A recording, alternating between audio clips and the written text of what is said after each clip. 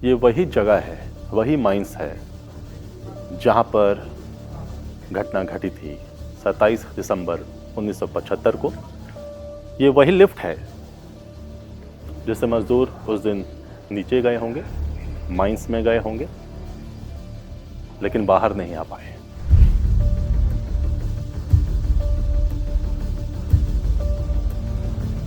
Night में drilling, अच्छा, drilling में जो है पानी आया, अच्छा, तो वो ब्लास्टिंग करना बंद कर दिया ऊपर में। ठीक है। हम इसके बारे में कुछ हम जानकारी दीजिए। वहाँ पर ऑन द स्पॉट थे। आप थे?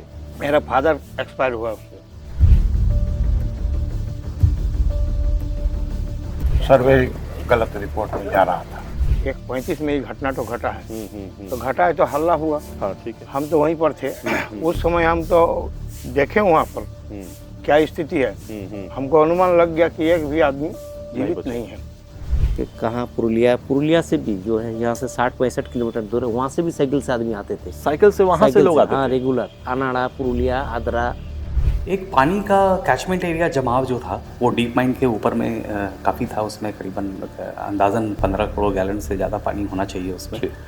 और ओल्ड गैलरीज जो थी वो पूरा नीचे कहाँ तक आई हुई है ये अंदाज़ा किसी के पास नहीं था, ना ही सर्वे प्लान्स में ये कभी दिया गया था। जी। जितना भी ये लॉक्ड एरिया था, ये पानी से भरा हुआ था। इसमें पूरा सायरन बजने लग गया होगा? हाँ, सायरन बजा तो आप तो दौड़ के आप सामने ही में थे। मैंने सुनिए नहीं, यहाँ पर ये खान है और इतने दूरी में हम थे। मतलब ये भनक लग गया था कि घटना घट सकती है। मैंने ये दृश्य मैंने हमको लगता भगवान ना करे कोई देखे। आप तो छटपटा गए होंगे। छटपटा, हम तो जानते हैं कि मेरा फादर चल गया, मेरा माथा का साया से उठ गया मेरा फादर। तो उसके बाद जो है किसी को विश्वास नहीं था जो हमारा पापा जो है फिर से गया है या डेथ हो गया उनका। काल चक्र बुला रहे हैं तो क्या करें। बोल दिया ब्लास्टिंग कर दो, रिपोर्ट दे दिया सर्वे का। बट जादरी को भी डर था, निकल आया। लोग का हल्ला हुआ कि भाई खदान में पानी डूब गया है। तो लोग दौड़कर आए हमारे घर में पूछने के लिए कि आपका भी पिताजी क्या माँ से कि ड्यूटी गए हैं क्या। बोला हाँ गए तो है। बोले ऐसा ऐसा बात हो गया है। तो उस समय सब रोने पिटने सब चालू कर लिया।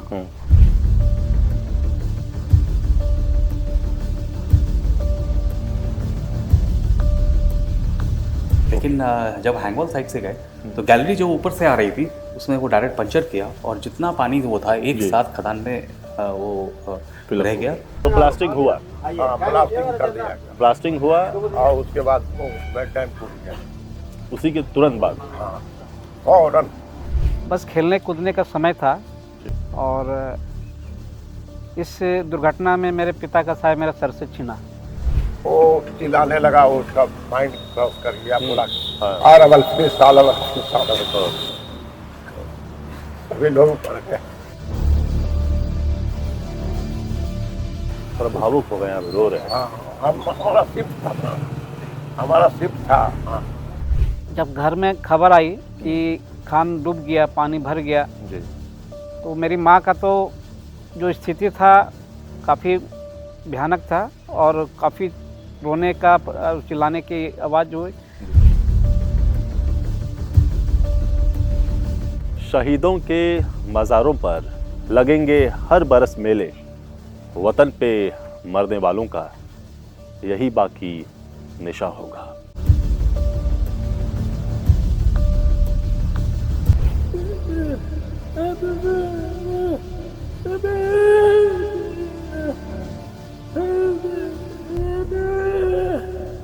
जितना मैं समझ पा रहा हूँ उनका यही कहना है, जहाँ माइनिंग हो रहा था वो डीप माइनिंग था। वहाँ जो मजदूर थे वो पूरी तरह फंस चुके थे, क्योंकि पानी का जो बहाव था वो इतना था और ये आभास था कि कोई बचेगा नहीं।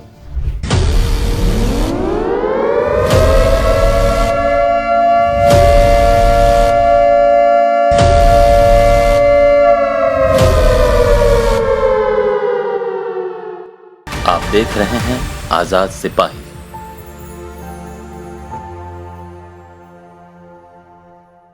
चासनाला त्रासदी, द ब्लैक सैटरडे, लापरवाही, लालच और मानवीय चूक का सबसे काला अध्याय।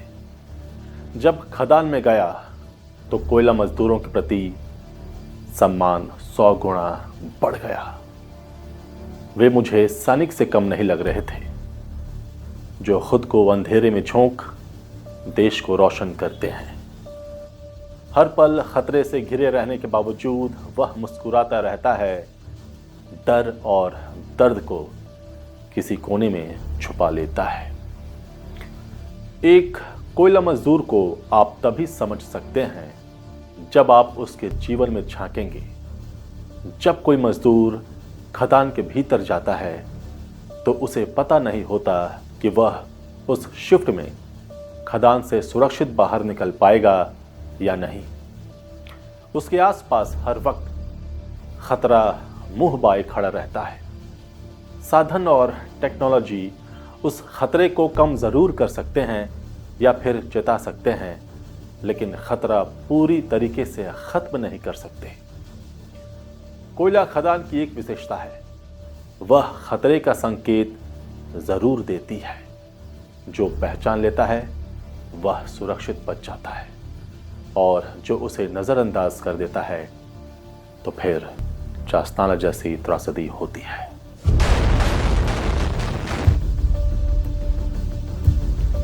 चासनाला त्रासदी एक ऐसी त्रासदी जिसे टाला जा सकता था, लेकिन लापरवाही, लालच और मानवीय चूक ने इस घटना को और बल दे दिया।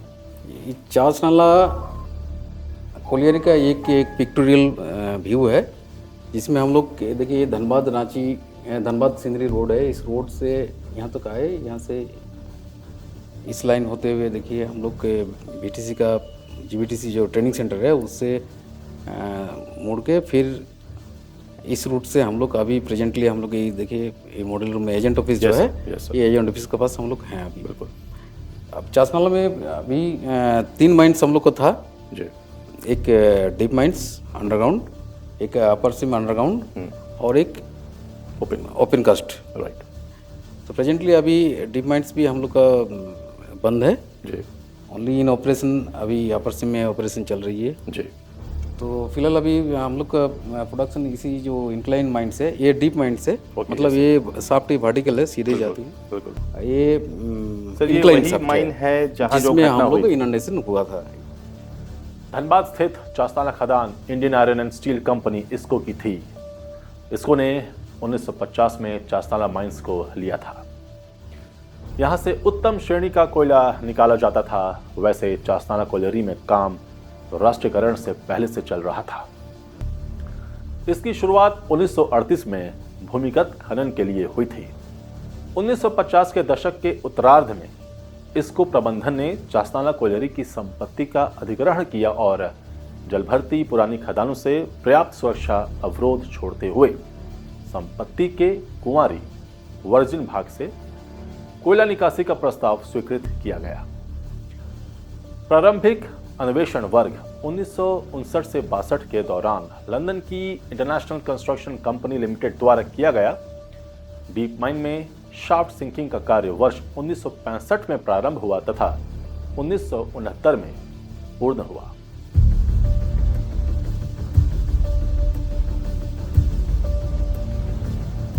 जी हां, 27 दिसंबर 1975 का वह काला शनिवार भारतीय खनन इतिहास का सबसे दुखद और भयानक घटनाओं में से एक है। उस त्रासदी में 375 मजदूरों की मौत हुई थी, लेकिन यह आधिकारिक आंकड़ा है। स्थानीय लोगों और यूनियनों का दावा था कि मरने वालों की संख्या इससे कहीं ज्यादा थी, क्योंकि कई ठेका मजदूर उस दिन हादसे के वक्त खदान में मौजूद थे जिनका रिकॉर्ड रजिस्टर में नहीं था। जानकारों की माने तो यदि खदान की मैपिंग और सुरक्षा नियमों का पालन किया गया होता तो उस घटना में 375 मजदूरों की जान नहीं गई होती। आपका नाम क्या है? मेरा नाम नियाज अहमद। जी। ये जो 27 दिसंबर को जो घटना घटा था उसके बारे में आपकी क्या यादें हैं? हम इसी खदान में काम करते थे, हम बच गए हैं। मेरा जो है इसी में 2 रोज पहले भट्टाचार्य उठा दिया है। अच्छा। कि आप लोग नेतागिरी करते हैं और ये जो है भीड़ जमा रहा था। 8 बजे जो है भट्टाचार्य पहुंच गया, वो 10 बजे आता था। हाँ ठीक है। मेरा वहीं पर जो है मैंने छोटा सा बक्सा था, उसमें स्टोर हम सामान रखते थे। तो चले आए भट्टाचार्य साहब 3 रोज के बाद में नाइट में ड्रिलिंग हुआ। अच्छा। तो ड्रिलिंग में जो है पानी आया। अच्छा। तो वो ब्लास्टिंग करना बंद कर दिया ओवर में। ठीक है। ये था। हाँ, तो सुबह में उपाध्याय का ड्यूटी था। उपाध्याय भी ओवरमैन था। भट्टाचार्य साहब रिपोर्ट मांगा सर्वे से, बोला कि अभी 40 फीट थिकनेस है। 40 फीट है। रूल है 60 फीट। 60 फीट से आप उधर आगे नहीं जा सकते। 60 फीट है तो 60 फीट मतलब 40 फीट वो दिया था। हाँ, 40 फीट तक चला गया। हाँ, और जहाँ ड्रिलिंग किया था उसको छोड़कर, हाँ, उसको तो उड़ाना था। हाँ, तो कोयला के लिए। तो वहाँ पर जो है मिस हुआ ये लोग से, आपका सर्वे से। सर्वे गलत रिपोर्ट में जा रहा था। अच्छा। और 60 फीट के इधर से जाना था, इंक्लेन निकालना था, एक्सीडेंट ना हो इससे बचने के लिए। अच्छा। मगर एक्सीडेंट उसी टाइम हो गया। मतलब ये भनक लग गया था कि घटना घट सकती है। हाँ, ये पता हो गया था। इसीलिए साइड से वहाँ जो स्टोर वहीं कर रहा था ये पानी, वो पानी के लिए इन लोग को डर था। डर था। तो उठा करके ये लोग ले गया। साइड से हम लोग निकाल देंगे 7 नंबर में इंक्लाइन। अगर कोई ऐसा बात होगा तो आदमी वहाँ से भाग जाएगा, ऊपर चला जाएगा। हाँ, हाँ, हाँ। उसके बाद बोल दिया ब्लास्टिंग कर दो, रिपोर्ट दे दिया सर्वे का। भट्टाचार्य को भी डर था, निकल आया। अच्छा। हाँ, हालांकि वो डिसमिस हो गया। हाँ। वो एक पैसे का नहीं रहा, गोल्ड मेडल था। मगर वो एक बार यहाँ मिला था हमसे, वो बोला कि तो ब्लास्टिंग हुआ। हाँ, ब्लास्टिंग कर दिया गया। ब्लास्टिंग हुआ और उसके बाद वो बेड टाइम टूट गया। उसी के तुरंत बाद। हाँ, फौरन उसके बाद में डैम टूट गया, जलमग्न हो गया था। हाँ, पूरा पानी जो है अचानक से 10 फीट 10 फीट ऊपर तक पानी आया। छीटा ऊपर आ गया। हाँ, मगर 10 फीट नीचे तक पानी था। हाँ, भर गया। तो करंट उसमें आ गया। हाँ, करंट आ गया। तो करंट से ही तो मर गया आदमी। हाँ, बिल्कुल बिल्कुल। तो यही घटना हुआ। हाँ, उस वक्त आप कहाँ थे? हम चाणक में ही थे। चालक में? हाँ, हमारा ड्यूटी उस टाइम में जो है दे दिया गया स्टोर में। स्टोर में थे? हाँ, स्टोर में एक विदेशी था, वो सस्पेंड हो गया था। बोला उसी की जगह पर आप जो है लिखा पढ़ी करें। तारीख 27 दिसंबर साल 1975, दिन शनिवार, समय दोपहर 1:35। अचानक चासनाला के डीप माइन के अंदर धमाका होता है। पूरी खदान जलमग्न हो जाती है। पानी का दबाव इतना कि खदान के बाहरी और ऊपरी हिस्से से करीब 10 फीट ऊंची पानी के फव्वारे देखे गए। खदान में पानी इतनी तेजी से भरा कि नीचे काम कर रहे मजदूरों को भागने और संभलने तक का मौका नहीं मिला और 375 मजदूरों की जल समाधि हो गई। जानकारों की माने तो खदान के जिस हिस्से में मजदूर काम कर रहे थे उसके ठीक ऊपर एक पुरानी खदान थी जो कई सालों से बंद थी। उस पुरानी खदान में करीब 15 करोड़ गैलन पानी भरा हुआ था। खदान प्रबंधन को इस वाटर पॉकेट की जानकारी थी, लेकिन उत्पादन बढ़ाने के चक्कर में सुरक्षा नियमों को ताक पर रख दिया गया था। धमाका इतना शक्तिशाली था कि उसने खदान की उस दीवार को तोड़ दिया जहां मजदूर काम कर रहे थे। 70 लाख गैलन प्रति मिनट की रफ्तार से एक सुनामी की तरह सारा पानी उस खदान में घुस गया और मिनटों में मजदूरों की जल समाधि हो गई।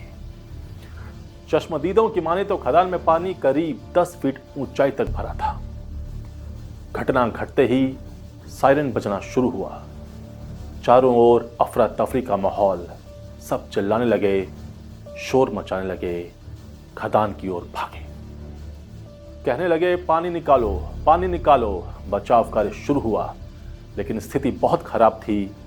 खदान इतनी गहरी थी और पानी इतना ज्यादा था कि सामान्य पंपों से उसे निकालना असंभव था।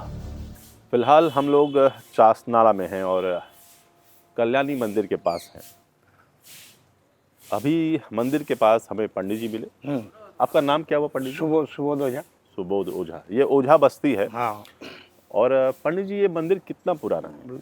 हम लोग का देखिए, हम लोग का जितना जानकारी है जी, वो हिसाब से लगभग 200 साल। 200 साल। ये झरिया का राजा का ही निर्माण किया हुआ मंदिर है। अच्छा अच्छा। और झरिया का राजा ही हम लोग को पूर्वज लोग को दरभंगा से लाए थे, अच्छा। पंडित के नाते। जी जी जी।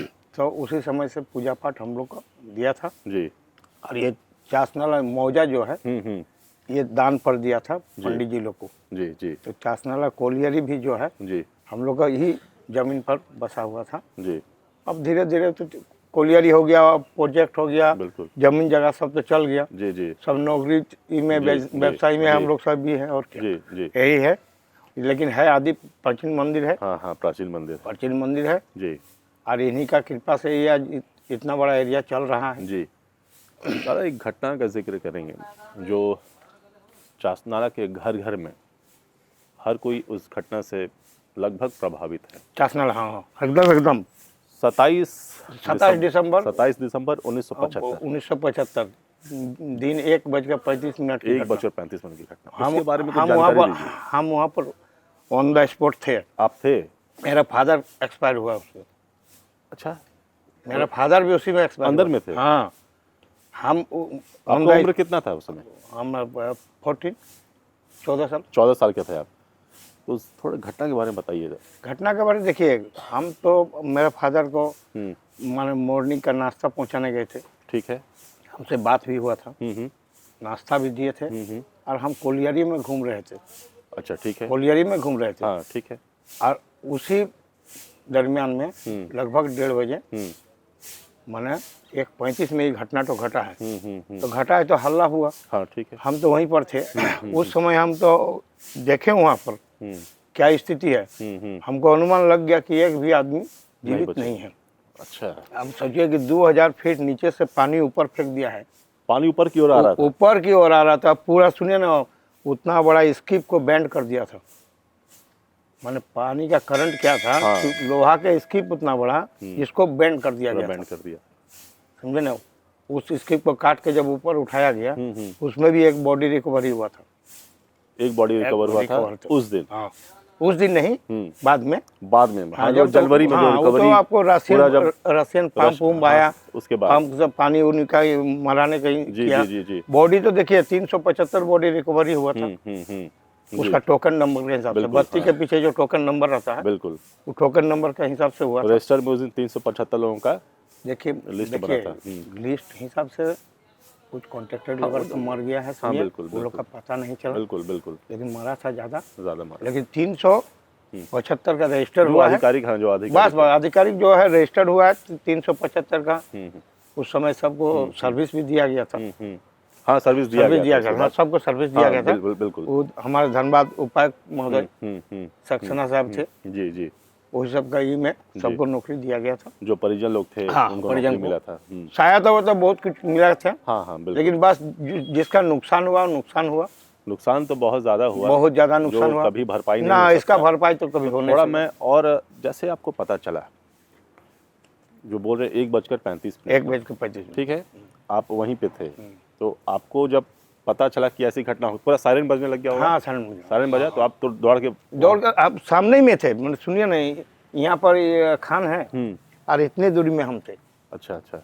उस समय हम लोग ये वो मशीन उशीन देखते थे, हम लोग को उतना बुझाता नहीं था कैसे चलता है, क्या होता है। हाँ, तो धीरे धीरे पूरी भीड़ लगने लगी। पूरे भीड़ माने काफी भीड़, जो जितने मैंने 2 घंटा के तो अंदर में तो हमको लगता है हजारों आदमी आगे घुस गए। जितने परिवार वाले थे सब। हाँ हाँ हाँ हाँ। खान दुर्घटना हुआ, खान दुर्घटना हो तो मैंने अगल बगल सुदामडी वगैरह वगैरह, कंडरा, गौशाला, सिंदरी, मैंने आदमी और गाड़ी का तो पता लगने लगा। माहौल कैसा था? माहौल एकदम बहुत गमगीन माहौल।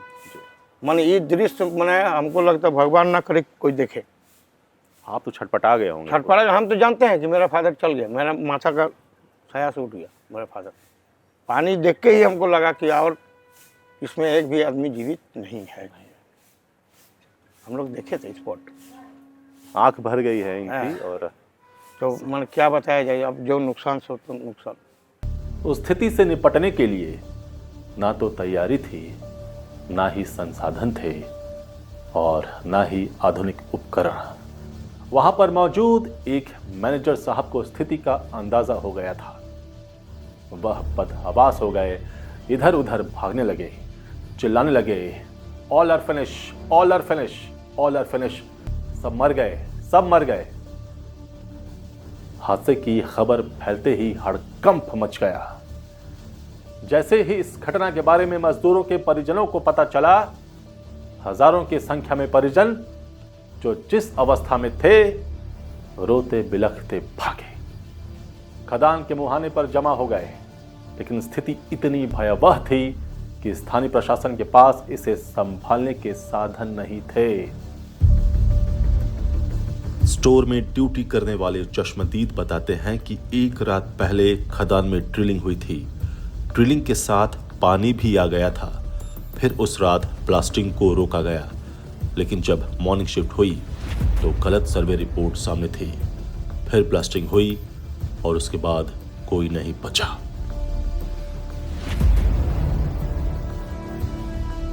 हम उस टाइम में अचानक है पर अच्छा अच्छा। उधर से ओरी साहब आया, बोला 7 नंबर का पानी देखो। उधर पानी देखा, बोला कि नहीं है सर, कुछ खाली। हाँ, वो चिल्लाने लगा, वो उसका माइंड क्रॉस कर गया। बोला और अवल फिनिश साल सभी लोग पड़ गए। थोड़ा भावुक हो गए, आप रो रहे हैं। हाँ, हमारा शिफ्ट था ना, हमारा शिफ्ट था। हाँ, हमारा सारा शिफ्ट खत्म हो आपके गया। कितने जानने वाले होंगे? आप लोगों से सबसे मिलते होंगे, रोज तो मुलाकात होती होगी कहीं? रोज मुलाकात। मेरा एक दोस्त था, वो नहीं जाना चाह रहा था नीचे। हम लोग बोला कि संडे को तुमको ऊपर कर देंगे। कैलाश नाम था। हाँ, और मुख्तार था, हम लोग को ऊपर किया गया था। हाँ, तो बोले कि वो जो है हम नहीं जाएंगे, हमको अच्छा नहीं लग रहा। तो हम बोला कि हाँ आप ही बताओ, आज तो 2 रोज है, उसके बाद का है ड्यूटी आप सेट करेगा। खत्म हो गया बेचारा, हो गया। अच्छा चाचा, ऐसी जानकारी मिली कि घटना के एक दिन पहले जो शाम को या 3 बजे वाली शिफ्ट होगी या नाइट शिफ्ट होगी, नाइट शिफ्ट, तो वो लोग जाने से इनकार कर दिया था कि नहीं नहीं जाएंगे। नहीं, वो लोग को तो रिपोर्ट आएगा, तो वो लोग ऐसी बात नहीं थी। सब गया था। हाँ, नाइट वाला गया था। हाँ, काम हुआ नाइट था। वाला गया था। नाइट वाला गया था। नाइट में तो ब्लास्टिंग हुआ ही नहीं, इसलिए एक्सीडेंट हुआ नहीं। नहीं, वो सुबह में ब्लास्टिंग हुआ। सुबह जी 11 बजे के बाद ही हुआ जी ब्लास्टिंग। जब बटचाली ऊपर आया जी तो बोला कि जो है ब्लास्टिंग कर दिया। उसी टाइम तो एक्सीडेंट हो गया। तो क्या दृश्य था, मतलब उस वक्त जब घटना घटी, उस वक्त जो मतलब आसपास जो माहौल था कि उधर से आया ओंकार से रजिस्टर को पूरा कैप्चर कर लिया। रजिस्टर क्या किया? कैप्चर कर लिया। कैप्चर कर लिया। हाँ, कि देखने के लिए कौन कौन अंदर है। हाँ, पता चला गया जो है। हाँ, तो जब ओरी साहब आया, बोला कि सारे खत्म हो गए, तो सब मोब जितना आया था पुलिस किसी तरह से बचाई बनर्जी साहब को। जी बनर्जी साहब जो है सीनियर मैनेजर था। जी। हाँ, उसी को घोड़ा बनर्जी भी कहते थे उसको। हाँ, तो वो जो है बहुत तेज चलता था इसलिए। जी तो उसको किसी तरह से बचा के पुलिस आ गए थे सब। बिल्कुल। अंदर के ऑफिस में बंद किया और सबको छेड़ छाड़ के बंद किया। सबके हाँ। परिवार वाले वहाँ आ गए होंगे। हाँ, सारे परिवार लोग आ गए, जी सारे परिवार आ गए। सेना भी आई थी। और सेना पूरा भर गया, सेना भर गया। चारों तरफ। पुलिस का तो एकदम ये हो गया था क्या। जी हेलीकॉप्टर वगैरह भी आए थे। हाँ? हेलीकॉप्टर से भी आए थे। हेलीकॉप्टर से जो है सामान बांटा जा रहा था। हाँ, वो तो सामान जो है गिरा, राहत का सामान जितने आदमी लगे थे बिल्कुल। सबको खाना पीना ये वो बिल्कुल। सब जो है। हाँ, सर किरण मुखर्जी बोला कि सबको ठीक करो। हाँ, और एक ठोक मेरा पान का गुड्डी क्या गया, कुछ नहीं हुआ। हाँ, सबको पैसा दो, माफ चाहिए, वो ऑर्डर करके चला गया। हाँ, तो ये जो माइंस ये मतलब डीप माइन था, डायरेक्टली डीप माइन था, डीप माइन इंक्लाइन भी नहीं था, ये पूरा डीप था। पूरा डीप माइन था। अच्छा, हाँ मतलब आप एक बार अगर अंदर गए हाँ, तो फिर बहुत मुश्किल है, मतलब फिर वो केज से ही उठेगा। आगे तो ऐसे आप नहीं आ सकते। नहीं, ऐसे कैसे आएगा, सवाल नहीं, ऐसे आने का कोई सवाल नहीं। बचने का कोई। अच्छा, ये जब उसी के लिए तो रास्ता बनाया जा रहा था। अच्छा, उसी के लिए रास्ता बन रहा था। हाँ, मिस्टेक किया ये सर्वे वाला। जी। अच्छा,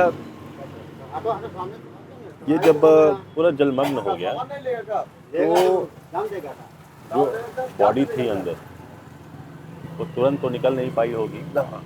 कितना वक्त लगा निकलने में? निकलने में जो है पहले तो वाटर पंप यहाँ लंबे सेक्शन का था नहीं। जी, रसिया से वाटर पंप मंगाया रशिया गया। से आए। जी उसके बाद चाणक पर प्लेटफॉर्म बना। जी। हाँ, पूरा जल में ब्लीचिंग पाउडर का छिड़काव हो गया। जी। हाँ, उसके बाद वो पानी जो है खींच करके बाहर किया गया।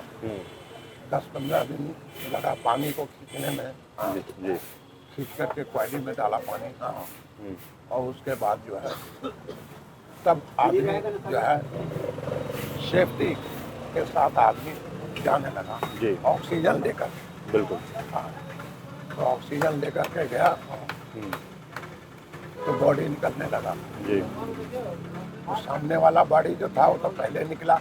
जी। बाकी बॉडी जो धारा से चला गया। बॉडी बचा भी था। हाँ, बॉडी बचा भी था। हाँ, जिसको टक्कर नहीं लगा वो बॉडी हाँ। बचा था। हाँ, अच्छा अच्छा। और बहुत सा का खराब भी हो गया था। खराब हो गया था। लगभग मतलब 20-25 दिन लगे हाँ, बॉडी उतना लग निकलने गया, में। उतना लग गया। जी। तो कितने लोग मरे होंगे उस दिन? 375 का तो लिस्ट आया था। हाँ, लिस्ट आया था। और बहुत आदमी घायल था। बहुत गायब थे। हाँ, उसका रोटे के साथ भाग गया। जी भाग गया तो वो भी तो लापते में है। जी। बिल्कुल हाँ, बिल्कुल। इंदिरा गांधी की सरकार थी, आपातकाल का दौर था, एक्शन लिया गया। वहां के डीसी थे लक्ष्मण शुक्ला और तारकेश्वर प्रसाद सिन्हा एसपी थे। मुख्यमंत्री डॉक्टर जगन्नाथ मिश्र और केंद्रीय कोयला मंत्री चंद्रदेव यादव अगले दिन घटनास्थल पर पहुंच गए। राहत और बचाव कार्य की जिम्मेवारी सेना को सौंप दी गई। सेना ने खदान क्षेत्र को छावनी में तब्दील कर दिया था। हेलीकॉप्टर से लोगों के लिए राहत सामग्री और खाने का सामान गिराया जाने लगा। हादसे के दौरान भारत के पास इतने शक्तिशाली पंप नहीं थे जो लाखों लीटर पानी बाहर निकाल सके। तत्कालीन सोवियत संघ, रूस और पोलैंड से भारी क्षमता वाले पंप मंगाए गए। करीब 26 दिनों के बाद जब पहली बार गोताखोर और बचाव दल नीचे पहुंचा तो जो मंजर सामने आया वह रूह कंपा देने वाला था। वहां सिर्फ छत शव और कंकाल मिले। किसी का भी बचना नामुमकिन था। पानी निकालने में हफ्तों लग गए। जैसे जैसे पानी कम हुआ, अंदर से सड़ी गली अवस्था में लाशें निकलनी शुरू हुईं। कई लाशें तो इतनी छत विछत थीं कि उनकी पहचान केवल उनके पहने हुए सामानों से हुई। कितने मजदूर उस समय काम करते होंगे टोटल, मतलब? देखिए, अब कुछ कॉन्ट्रैक्ट बेसिस पर था, कुछ आपको सरकारी का हिसाब से था। तो लगभग हमको तो लगता है कि मैंने 600-700 आदमी तो जाता ही होगा। शिफ्ट क्या था? क्या फर्स्ट शिफ्ट था, मॉर्निंग शिफ्ट था। 3 शिफ्ट में काम तीन होता शिफ्ट था। में होता है। फर्स्ट सेकंड नाइट में होता था। तो हाँ, फर्स्ट शिफ्ट बिल्कुल। में घटना है। बिल्कुल फर्स्ट शिफ्ट का। माने और 1 घंटा सुनिए ना, और 1 घंटा अगर मान लीजिए कुछ ना होता हाँ, तो शिफ्ट खत्म हो तो जाता। शिफ्ट खत्म हो जाता है। भाई, 2-3 बजे शिफ्ट खत्म हो सकता है कि उस दिन ना होता। सेकंड में अब आदमी जाएगा, ये करेगा, हो सकता नहीं हो, लेकिन जिसका किस्मत में लिखा हुआ वो तो जी। अब इसी को मान के चलना पड़ेगा, और बिल्कुल। इससे ज्यादा क्या किया जाए। तो अब हम लोग आगे की ओर बढ़ेंगे। अभी फिलहाल हम लोग ओझा बस्ती में हैं और ये साक्षात गवाह हैं। आजाद सिपाही की टीम 17-18 दिसंबर को चास्ताना में थी। हमने कई बस्तियों का दौरा किया।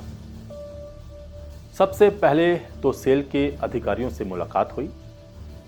चास्ताना त्रासदी को याद कर वे भी भावुक हो गए। उन्होंने बताया कि कैसे खदान में जाने से पहले सुरक्षा नियमों का पालन करना महत्वपूर्ण होता है। 27 दिसंबर 2025 को उस त्रासदी के 50 वर्ष होने वाले हैं। उसे लेकर उन्होंने कई तैयारियां भी की हैं। उस दिन परिजनों के साथ साथ सेल के अधिकारी और कर्मचारी भी श्रद्धांजलि अर्पित करेंगे।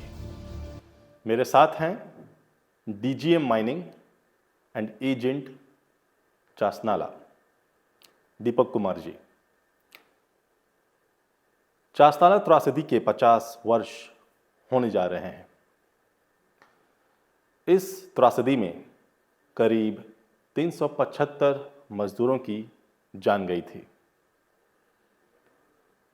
हर साल उन्हें श्रद्धांजलि दी जाती है और 50 वर्ष अब होने जा रहे हैं। इस बार कुछ विशेष कार्यक्रम भी होंगे। मैं सर से ये जानना चाहूँगा कि सर, ये जो त्रासदी हुई, ये जो घटना घटी, ये किस कारण घटी सर? इसमें मैं आप लोगों का एक ध्यान आकर्षण करना चाहूँगा कि ये खदान 1890 से प्राइवेट ओनर्स के पास से चलती हुई आई है और 1938 में ये सर बीरेन मुखर्जी द्वारा संचालित जो बंगाल आयरन स्टील कंपनी थी उसको गई और उसके बाद फिर ये इंडियन आयरन स्टील कंपनी में आई और उसके बाद फिर लास्ट में ये सेल में आई।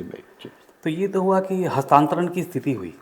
इस हस्तांतरण के क्रम में आप देखेंगे प्राइवेट ओनर्स जो थे, जो पहले माइंस चलाया करते थे, बिल्कुल नेशनलाइजेशन 73 के पहले जो भी चल रहा था, ये एक माइंस एक्ट रूल्स रेगुलेशन के तहत बहुत चीज़ चल रही थी, बहुत चीज़ नहीं भी चल रही थी। और यदि आप 1957 के पहले की बात करें तो हमारे रेगुलेशंस नहीं थे उस समय। उसके पहले जिस तरह की भी डेवलपमेंट्स हुई माइंस की, वो एक अच्छे ढंग से नहीं हुई या सिस्टमेटिक ढंग से नहीं हुई। और इस क्रम में क्या है, जब सिस्टमेटिक डेवलपमेंट नहीं हुई तो प्लान्स भी जो अपडेट होना चाहिए, स्टैट्यूटरी प्लान्स, वो अपडेटेड नहीं था। ऐसे में 27 दिसंबर को जो ये त्रासदी हुई, इसका मैं एक विस्तृत ब्यौरा देता हूँ कि इसमें हुआ क्या है। एक पानी का कैचमेंट एरिया जमाव जो था वो डीप माइन के ऊपर में काफ़ी था। उसमें करीबन अंदाज़न 15 करोड़ गैलन से ज़्यादा पानी होना चाहिए उसमें। और ओल्ड गैलरीज जो थी वो पूरा नीचे कहाँ तक आई हुई है ये अंदाज़ा किसी के पास नहीं था, ना ही सर्वे प्लान्स में ये कभी दिया गया था। ऐसे में जब हम लोग लॉन्ग वॉल का डेवलपमेंट करते हैं तो उसमें हम लोग हैंग वॉल, फुट वॉल दोनों में गैलरीज चलाते हैं और वेंटिलेशन पर्पस से हम लोग इंटरकनेक्शन 150 मीटर्स 100 मीटर्स पे करते चले जाते हैं। आप देखे होंगे टनलिंग ऑपरेशन जब होता है तो हम लोग चूँकि सिंगल यदि टनल चलाते हैं तो ऊपर से एयर शाफ्ट हम लोग करते हैं। सिमिलर कॉन्सेप्ट यहाँ पे है, आप इंटरकनेक्शन करते हैं तब जाके वेंटिलेशन वो होता है। तो जब हम लोगों ने पहला इंटरकनेक्शन किया था आपका फुटबॉल साइड से तो किसी तरह का दिक्कत नहीं आया, लेकिन जब हैंगवॉल साइड से गए तो गैलरी जो ऊपर से आ रही थी उसमें वो डायरेक्ट पंचर किया और जितना पानी वो था एक साथ खदान में वो रह गया और 372 आदमी एक साथ उसमें जलमग्न हो गए। जी 375 आदमी उसमें जलमग्न हो गए। बिल्कुल। और उसके बाद जब 2-3 दिन एक्सीडेंट के बाद जब हुआ, इंस्पेक्शन में लोग गए तो उसमें 3 आदमी की और डेथ हुई इंस्पेक्शन टीम की, जिसके बाद ये कुल आंकड़ा जो त्रासदी का हुआ वो 378 हुआ जी। इस तरह से। और इस क्रम में फिर माइंस डूबी तो 10 मिनट भी नहीं लगा होगा, पूरा जो 2 हॉराइजन था हमारा, हॉराइजन 2 हॉराइजन 1 एक साथ डूब गया, जिसमें सारे जो कार्यरत मजदूर थे जितने भी थे वो सारे के सारे जलमग्न हो गए। जी जी।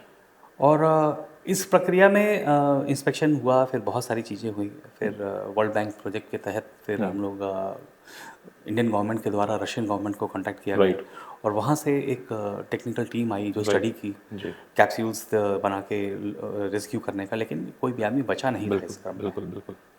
तो ये थी घटना की एक विस्तृत जानकारी। सर ये जो बॉडीज निकली इन्हें निकालने में करीब 20-25 दिन लग गए। मैं बॉडी 20-25 दिन जो आप बोल रहे हैं जी वो प्रिलिमिनरी लगा, जब वो भी रशियन गवर्नमेंट का जो कैप्सूल्स बोल करके जो डाला गया उसके बाद जितने आपको मिले सामने में। लेकिन यदि आप देखेंगे तो ये बॉडीज़ के रूप में स्केलेटन हो, चाहे सर हो या उनका रेमिनेंट घड़ी है, हेलमेट है, जूता है, ये आपको 97 तक मिलते रहे, 97-98 तक। क्योंकि क्या है कि जलमग्न जब कोयला खदान होता है तो उसके साथ पूरा स्लरी और मक एक साथ उसमें जब होता है, आप डिवाटरिंग भले कर सकते हैं लेकिन वो स्लरी और मक जो है आपका वहीं रह जाता है, उसको फिर आपको मैनुअली साफ करना पड़ता है। क्योंकि डिग्री 3 माइन होने के कारण किसी तरह की मैकेनाइजेशन यहाँ नहीं हो सकती है कि आप कोई नॉन FLP पंप लगा लें या नॉन रिसेली पंप लगा सकें, तो ऐसे में मैनुअली ही करना पड़ता है इसमें। तो ये जो प्राइमा फेसी जितने हम लोगों को बॉडीज मिले थे उस समय रेस्क्यू रिकवरी में वो तो निकाल लिया गया था, लेकिन बाकी जो दबे रह गए जिन तक पहुंचना संभव नहीं था पूरा इसके कारण, वो 97-98 तक होता रहा है। सर इंडिकेशन तनिक भी नहीं हुआ होगा कि ऐसी घटना हो सकती है? देखिए एक बात तो तय है कि इंडिकेशन माइन में हमेशा मिलता है जी, और बिना इंडिकेशन का कोई भी माइन हादसा अचानक नहीं होता है जी। और उस समय जो हुआ है उसमें इंडिकेशन मिला है, क्योंकि वाटरी माइन है तो लोगों को कन्फ्यूजन हुआ होगा कि ये नॉर्मल सीपेज है स्टार्टर का जी जी, या इसमें और क्योंकि माइंस में सीपेज तो अक्सर हुआ करती ही हैं। लेकिन लोग कंफ्यूज इसलिए हुए कि पहले जो फुटबॉल से हैंगबॉल जो इंटरकनेक्शन पहले किया गया था उसमें किसी तरह का त्रासदी या किसी तरह का पंचर या किसी तरह का कुछ नहीं हुआ। वो तो जब हैंगबॉल से फुटबॉल की तरफ जब हम लोग एक गैलरी ड्राइव कर रहे थे तो वो डायरेक्टली गैलरी जो चली हुई थी पहले की उसमें जाके पंचर हुआ, जिसमें के कारण कैचमेंट एरिया का पानी वो गैलरी के थ्रू अंदर आ गया माइन में। जी ठीक है, ये हुआ था जी। इस तरह में आप बोलेंगे तो इस तरह की त्रासदी जो होती है इस पे जो सिम्टम्स मिलते हैं जो एक्सपीरियंस लोग होते हैं वो पकड़ लेते हैं जी, और इसलिए माइंड में एक्सपीरियंस का बहुत महत्व होता है। बिल्कुल। और एक्सपीरियंस लोग को हमेशा प्रेफर किया जाता है कि भाई चाल का दुर्घटना ना हो, पानी का दुर्घटना ना हो, इसके लिए एक्सपीरियंस आदमी जो है छोटी सी छोटी चीज़ को बारीकी से देखता है और समझ जाता है। जी बिल्कुल बिल्कुल बिल्कुल। इंक्लाइन चूँकि माइंस हम लोग को बहुत पुराना है, बिल्कुल 1938 का शुरुआत है इस माइंस का, जी। तब से डिफरेंट ओनर चेंज होते रहा। तो उस टाइम में प्राइवेट ओनर सब ये सब जो सेलो डेप्थ में जो कोयला था पहले कोयला वो सब ये बोर्ड पिलर से ये सब निकाल के छोड़ दिए थे, उसमें पानी उनी भरा हुआ था। ओके। बाद में जब हम लोग नेशनलाइजेशन जब काम किया करने लगे, यहाँ पर जो लेवल ड्राइव कर रहे थे उसमें हैंगबॉल फुटबॉल ड्राइव करे तो उसमें कनेक्शन वही वेंटिलेशन के कनेक्शन करे थे। बिल्कुल उसी टाइम ये जो इंक्लाइन ए इसी का थ्रू चला हुआ था, ओके। जबकि प्लान में शो नहीं था, प्लान में इसके लेवल तक शो था लेकिन वो एक्चुअली जो चला हुआ था वो उससे भी नीचे चला हुआ था। राइट। तो वही जब हम लोग आगे बढ़ रहे थे तो वही पंक्चर हो गया, जब ब्लास्ट हुआ तो ब्लास्ट में वो डैमेज हो गया, वो निकल गया। तो सारी पानी आके जितना भी लॉक्ड एरिया था पानी से भरा हुआ था इसमें, वो पानी जितना भी वर्किंग एरिया था जहाँ आदमी काम कर रहे थे, फर्स्ट होराइजन हो चाहे सेकंड होराइजन हो, सारी होराइजन में पानी आ गया जी। और सारे आदमी विद इन बोलता 1 मिनट 2 मिनट्स। कितना पानी हो गया सर? वो कितना गैलन था एक्चुअली? 5 करोड़ बहुत सारा गैलन था, ऐसे कुछ गैलन था उसका। तो ये जो स्टोर था पानी का तो कैसे स्टोर हुआ था? ये डायरेक्टली नदी से तो नहीं डायरेक्टली नहीं से, वो सीपेज वाटर प्लस सरफेस का रेनी वाटर ये सब करके सब ये सब स्टोर था। यहाँ स्टोर नदी से तो नहीं, नदी से कोई कनेक्टेड नहीं। जी नेवर, उसके लिए कोई प्रॉब्लम, नदी इससे बहुत दूर है। जी ये देखिए रिवर यहाँ साउथ में है, हाँ और ये हम लोग उससे बहुत दूर में हम बिल्कुल। लोग की वर्क चल और रहा ये है। यहाँ हाँ, स्टोर हुआ वो था। इसलिए नदी के साथ कोई उसका कनेक्शन नहीं था। वो रेनी सीजन का वाटर हो, प्लस ऐसे भी जैसे भी डेप्थ में काम करेंगे तो सीपेज वाटर जब हो। प्राइवेट माइनिंग होती थी, चूंकि 60 फीट का एक तो रूल है, हाँ। उसके आप नीचे नहीं जा सकते, उसके नहीं नीचे नहीं जा सकते हैं। है ना। और हम लोग जो बाद में काम कर रहे थे वो 60 मीटर छोड़ के भी काम कर रहे थे। हाँ, लेकिन उसके उस बाद वक्त भी जो प्राइवेट कंपनी थी। जी जी जी जी। मुझे खदान के अंदर जाने का मौका मिला, लेकिन मैं जब खदान से बाहर निकला तो मैं अलग व्यक्ति था।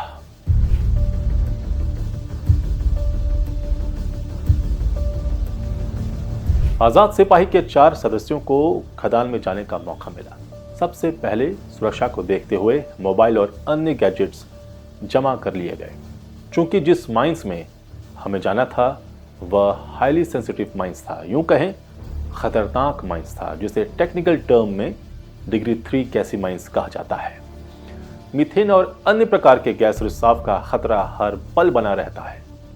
हमने सभी सेफ्टी उपक्रम पहने और मैन राइडिंग के जरिए चले गए खदान के अंदर। खदान 45 डिग्री इंक्लाइंड था।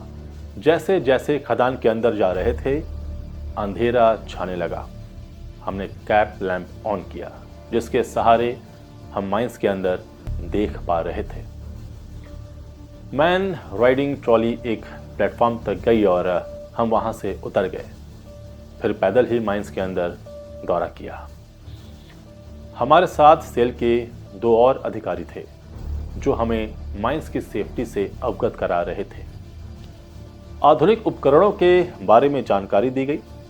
कैसे आज का माइंस सुरक्षा नियमों पर खरा उतरता है उसकी जानकारी दी गई। करीब 1.5 किलोमीटर हम माइंस के अंदर गए।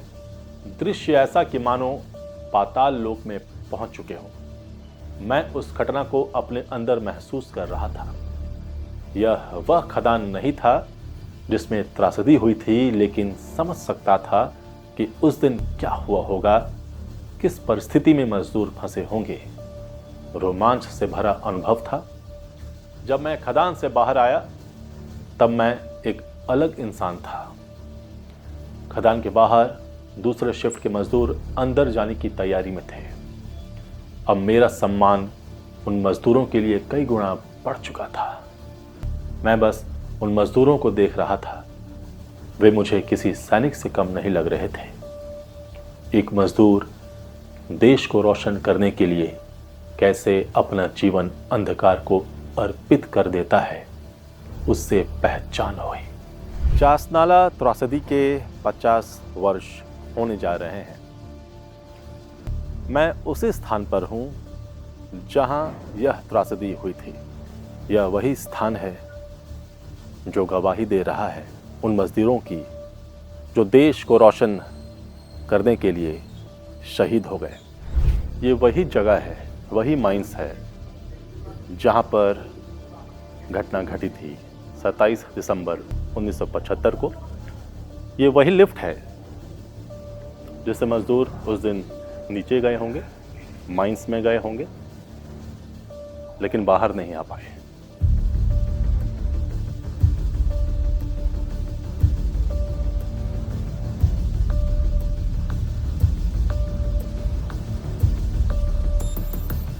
उस बस्ती में और भी परिजनों से बातचीत हुई। बातचीत के क्रम में कई अहम जानकारियां भी हाथ लगीं जो शायद सामने लाने का प्रयास नहीं किया गया। कई लोगों ने खुलकर बात की। कुछ कैमरे के सामने आने से कतराए, कुछ ने दबी जुबान में यहां तक कहा कि उस घटना से बचा जा सकता था, इसे टाला जा सकता था। नाइट शिफ्ट वालों ने काम करने से मना कर दिया था। उस घटना से पहले नाइट शिफ्ट वालों ने काम करने से मना कर दिया था। उनका कहना था कि काम करने में खतरा है, लेकिन सुबह की शिफ्ट की जिम्मेवारी जिसे दी गई थी उसने इसे ईगो पर ले लिया कि काम होकर रहेगा। कुछ का कहना था कि पानी से खनन करने वाले हिस्से की दूरी 40 फीट तक पहुंच चुकी थी। वैसे 60 फीट तक की दूरी एक सुरक्षित पैमाना माना जाता है, लेकिन खनन करते करते यह फासला कम होता चला गया, 40 फीट से भी कम, और पानी का दबाव बढ़ता चला गया। कईयों का मानना था कि यह फासला महज 7 से 8 फीट ही बचा था। आधिकारिक तौर पर इसके बारे में कुछ कहा नहीं जा सकता, लेकिन बातें उठी हैं तो कहनी तो पड़ेंगी, भले ही वह बातें दबी जुबान से ही कही जा रही हो। हादसे की जांच के लिए जस्टिस एस.एन. सिन्हा की अध्यक्षता में आयोग बनाया गया था। आयोग की रिपोर्ट में इस बात की पुष्टि हुई कि यह केवल एक प्राकृतिक आपदा नहीं बल्कि मानवीय चूक भी थी। जांच में पाया गया कि खदान का जो नक्शा इस्तेमाल किया जा रहा था वह पुराना और गलत था, अपडेट नहीं किया गया था।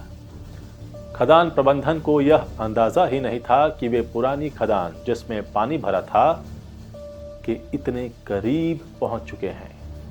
नियमों के अनुसार दो खदानों के बीच कम से कम 60 से 100 फीट की ठोस दीवार होनी चाहिए, लेकिन खुदाई करते करते यह दीवार सिर्फ 15 से 20 फीट की रह गई थी, जो पानी के भारी दबाव को झेल नहीं सकी। हादसे से कुछ दिन पहले मजदूरों ने दीवार से पानी रिसने की शिकायत की थी। यह एक स्पष्ट संकेत था कि खतरा करीब है, लेकिन उत्पादन बढ़ाने के दबाव में इसे अनसुना कर दिया गया था। इस त्रासदी को याद करते हुए एक परिजन ने बताया कि अधिकारियों ने तो तीसरे दिन ही खान के अंदर फंसे किसी भी मजदूर की बचने की संभावना को नकार दिया था। लगभग 26-27 दिनों के बाद खदान से पानी निकाला गया। इसके बाद इसमें से शवों को निकालने का काम शुरू हुआ। इस दौरान एक अनोखी बात भी सामने आई। उन्होंने बताया कि एक कर्मी के शव मिलने से एक दिन पहले तक वह जीवित था। इसकी पुष्टि उसके हाथ में बंधी ऑटोमेटिक घड़ी से हुई, जिसे वह अपनी कलाई में बांधे हुए था। उस घड़ी की खासियत थी कि वह नब्ज से चलती थी। जब उसका शव मिला तो एक दिन पहले की तारीख उसमें अंकित थी, फिर बंद हो गई। यही नहीं, जब उसका पोस्टमार्टम हुआ तो उसके पेट से लगभग 5 किलो कोयला निकाला गया। इससे अंदाजा यह लगाया गया कि इतने दिनों तक जिंदगी और मौत की जंग में जिंदा रहने के लिए वह कोयला खाकर रहा, अंत में शहीद हो गया।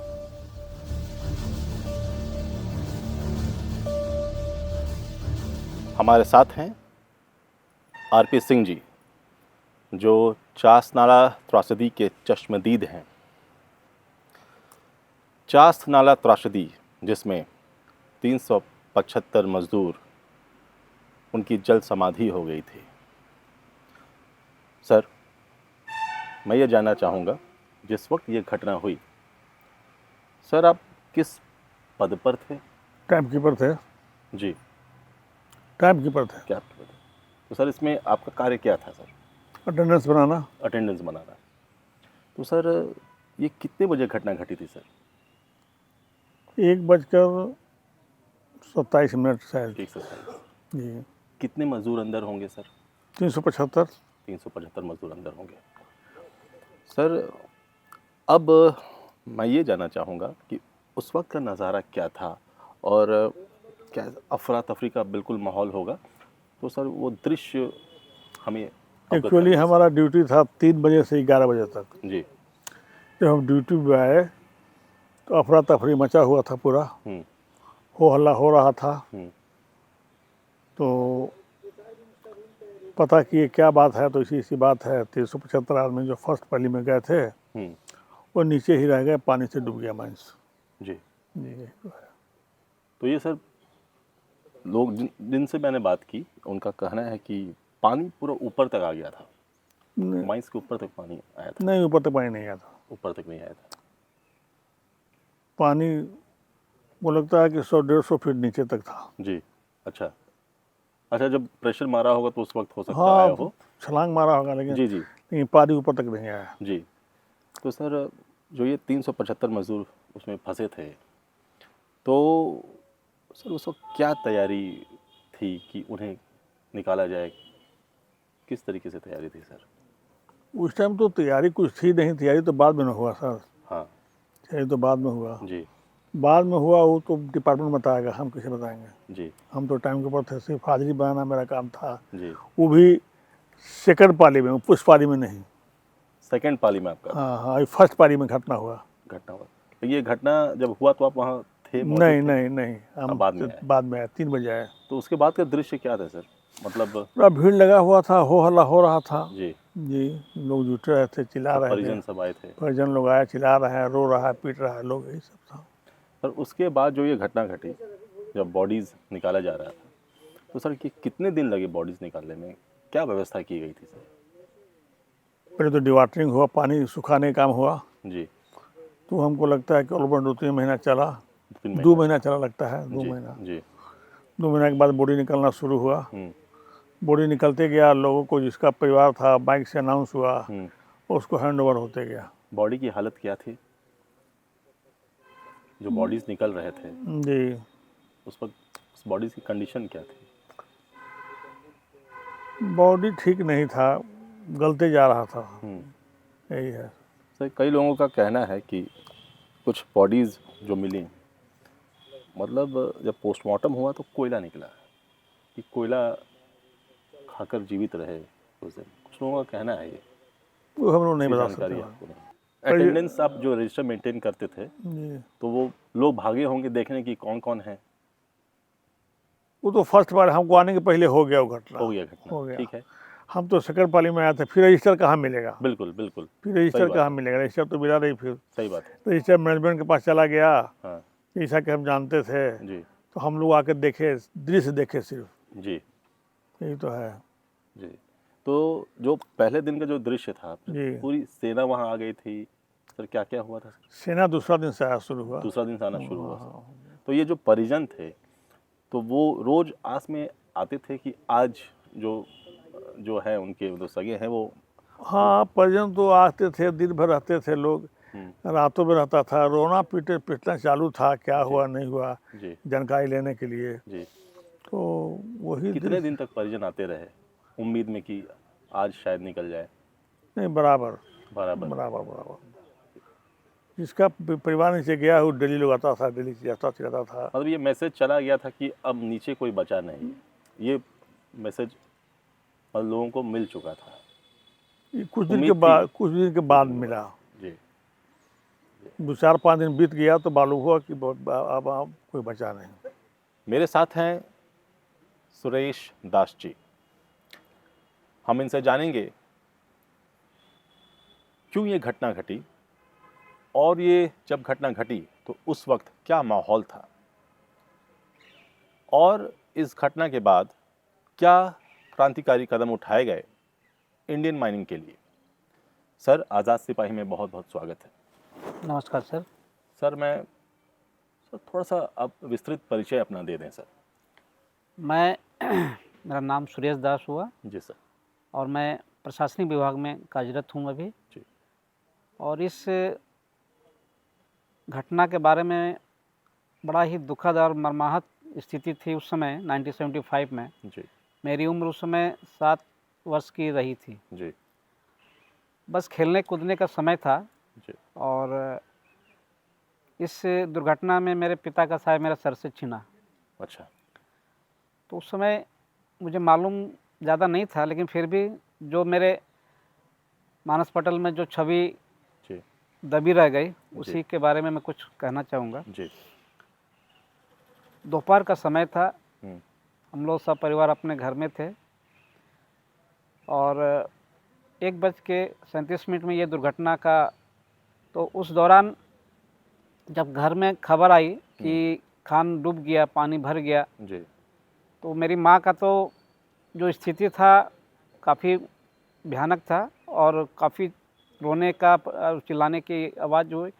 धीरे धीरे ये माहौल अगल बगल पड़ोसी लोग भी इस तरह से, मजदूर उनके जिनके गार्जियन थे वो सब फंसे थे और इस तरह धीरे धीरे माहौल में सभी जो कॉलोनी थी, कॉलोनी में एक गजब का माहौल हो गया। बिल्कुल। पूरा हर मातम तरफ छा से गया। मातम छा गया, हर जी। तरफ से रोने की आवाज़, जी। हर तरफ से मैंने कहने की चीख, आवाज़, चित्कार, चीख चित्कार, पुकार। काफ़ी मैंने जी। काफ़ी मैंने सभी के आंखों से आंसू बह रहे थे, जी। सब दुआ कर रहे थे, मना रहे थे, भगवान से प्रार्थना कर रहे थे कि जी। भगवान किस तरह ये ठीक हो जाए, बाहर निकल आए। बिल्कुल। वहाँ जब अचानक की स्थिति में जब, लेकिन प्रशासन की तरफ से सर इमीडिएट, आपके जो पिता, जी, सर वो मजदूर थे, क्या थे सर? वो खूटा मिस्त्री जिसको बोलते खूटा हैं, मिस्त्री, हाँ, जी। वो अंदर में क्या था पहले कि कोयला निकालने के वक्त जगह जगह जाके उसके बाद वो लकड़ी का बीट लगा के, हाँ, बिल्कुल। वो उसको आर्च बोलते हैं, अभी जी, तो जी। लोहे की आ गई, अब अभी तो उस लोहे की समय आ गई। हाँ लकड़ी थी। बिल्कुल। तो मेरे पिताजी, उनका शुभ नाम कैलाश दास हुए, जी। और उनका मिस्त्री, खूटा मिस्त्री के पद में वो जी। थे, जी। तो वो कार्यरत थे, जी। और वो फर्स्ट पाली में ही थे, जी। मॉर्निंग शिफ्ट में। मॉर्निंग शिफ्ट में। जी। तो इस तरह वो उनका कार्य काफ़ी जिम्मेवारी वाला काम था, बिल्कुल। तो अंदर ही थे। बिल्कुल। इस तरह से 375 मजदूर जो है जी। जल समाधि उस दिन हुए जल थे, समाधि हुए थे। जी। और प्रशासन की ओर से मैं कहूँगा कि जो सहायता मिली जी। वो अतुलनीय है, क्योंकि ये, सर ये जब घटना घटी जी जी, तो पूरा जमावड़ा लग गया होगा। काफ़ी सर, वो मैंने एक छावनी में बदल गया, बिल्कुल। वो छावनी में बदल गया। जी। प्रशासन की तरफ से पूरी फोर्स रखी गई, जी। बैरिकेटिंग किया गया ताकि लोग जहाँ दुर्घटना हुआ उस और ना जा सके। जी। तो इस तरह से चीखना चिल्लाना गार्जियनों का मैंने काफ़ी हाहाकार मच गया। जी। तो उस तरह से जो माहौल क्रिएट हुआ उस समय, जी। मैंने उसका जितना भी वर्णन करें जी। कम ही है। सर यहाँ कई बस्तियाँ हैं, ओझा बस्ती, महतो बस्ती, यस, वहाँ से मजदूर वहाँ जाते थे। जी जी तो बिल्कुल। आप किस जगह पर रहते थे सर? मैं साउथ कॉलोनी बोल के जगह साउथ है, कॉलोनी, जी। हाँ जी, मैं क्वार्टर में रहता था उस समय। जी। जी। और क्वार्टर में क्या है कि लाइन में सभी क्वार्टरों में कम से कम जो माहौल दिखने को मिला, काफ़ी मैंने अभी भी आंसू निकलते हैं। और ये दुर्भाग्य है कि आज इस वर्ष जो है 27 दिसंबर 2025 को ये 50 वर्ष पूरे हुए। बिल्कुल। और दिन भी शनिवार जी। इस बार जी। पढ़ रहे हैं, तो ये जी। कोइंसिडेंट है कि सेम टाइम टेबल बिल्कुल, दिन, उस दिन भी शनिवार था। जी, इस दिन भी ये ब्लैक शनिवार सैटरडे रहेगा। के नाम से हम लोग इसको बिल्कुल। याद बिल्कुल। करते हैं। बिल्कुल। और ये एक समाधि स्थल भी है यहाँ पर, जी। जिनके लिए उस दिन वहाँ सभी लोग, एक मेला का माहौल हो जुटते जाता है, हैं, हाँ जो परिजन है सब जुटते जी, हैं, उनको नमन सभी करते धर्मों हैं। के लोग सर जुटते हैं। सर्वधर्म सभा भी होते हैं, जी। और नमन करते हैं उन शहीदों को जी। जिन्होंने देश के लिए, परिवार के लिए बिल्कुल जल समाधि कुर्बानी दी सर। जी जी बिल्कुल। चूँकि एक कोयला मजदूर की जो ज़िंदगी है वो जाता तो अंधेरे में है, लेकिन रोशन पूरे देश को करता है। इनके पिता ने भी देश को रोशन करने में शहादत दे दी। सर जो उस वक्त आप 7 वर्ष के होंगे जी बिल्कुल, और आपको तुरंत पता चला कि जी ऐसी घटना घट गई है, उम्मीद थी कि मेरे पिता बच जाएंगे? उम्मीद तो डूबते का सहारा जो जिनको बोलते हैं, मैं भी काफ़ी उस समय छोटे उम्र था, ज़्यादा उतना बोध नहीं था, लेकिन फिर भी पिता का साया, पिता का चेहरा दिल दिमाग में छाया था।